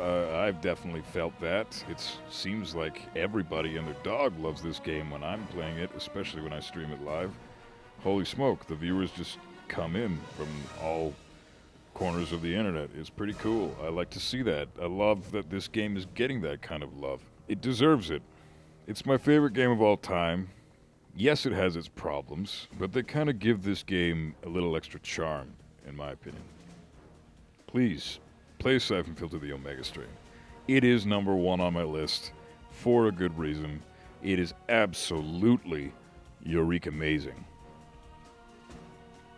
And I would recommend it to everybody on this planet. There are so many cool elements to the game, with the massive amount of stealth missions, all the way through to the epic open sandbox environments that are action-packed, the memorable voice acting. All our favorite characters are back. We are introduced to new characters that we end up loving, like Stone, for example. Don't you worry, sweetheart. I was doing this while you were still in diapers. And that's a whole lot of words when you could have just as easily said, whack 'em. The insane replayability, the incredible amount of unlockables. There are so many unlockables in this game. It is insane. I didn't even bother scratching the surface of how much stuff we can unlock in this game. It just does not end. There is an abundance of replayability and the feeling of satisfaction when you've completed a mission and you know you've done your job well. And it is just what I think should be the blueprint for every future potential Siphon Filter installment from here on out. Please, Sony Bend, if you're watching this somehow, the next game that comes out should be like this, because now is the time. Now is not just the time to make a new Siphon Filter, but now is also the time to make a new Siphon Filter like this one. If this game had come out, like I said, in 2020, it would have been a massive success because of the style that it is. This game was too far ahead of its time, and that's why I feel it suffered financially and in popularity as well. But it truly is a work of art. It's the best Siphon Filter game ever made, and in my mind, an absolute masterpiece. So there we go. The 6 Siphon Filter games ranked and somewhat reviewed, worst to best. This was, wow. The most work I've ever put into a video in the history of my YouTube channel, that's for damn sure. But I absolutely had a blast doing this, and I appreciate everybody that watched it. Thanks so much for the support. Please do me a favor, leave me a like and a subscribe. Please subscribe, I really appreciate it. I'm trying to hit 2,000 subs at the moment. What am I at right now? I'm at like 1,500 something, almost 1,600 something, whatever. And this channel's been going for quite a while, and I'm starting to put a lot more effort into it these days, so it'd be great if I could get a little support from everybody else that enjoys the content. So please subscribe, like, share this video around, and all the good stuff. I really appreciate that. Siphon Filter is a truly awesome franchise. I'm never going to stop playing it on this channel. So hey, feel free to pop by for a stream as well. Say hi in the chat, etc. I stream almost every day, as much as I can anyways. I also have a day job and a music career that I focus on, but I'm still very passionate about streaming and about this franchise in general, and Siphon Filter makes an appearance on my channel and streams very, very often. So I look forward to seeing everybody there in the next stream. Please support this franchise. Support Sony Bend. They are an amazing little company that deserves to be much bigger than they are. They gave us this franchise, so we have them to thank for this. And having it be such a massive part of many of our childhoods. Siphon Filter truly is something special. I'm proud to be a member of the community, and I look forward to chatting with the rest of you who are also members of the community. So, stay metal, Thanks for watching again, and keep rocking out and keep gaming.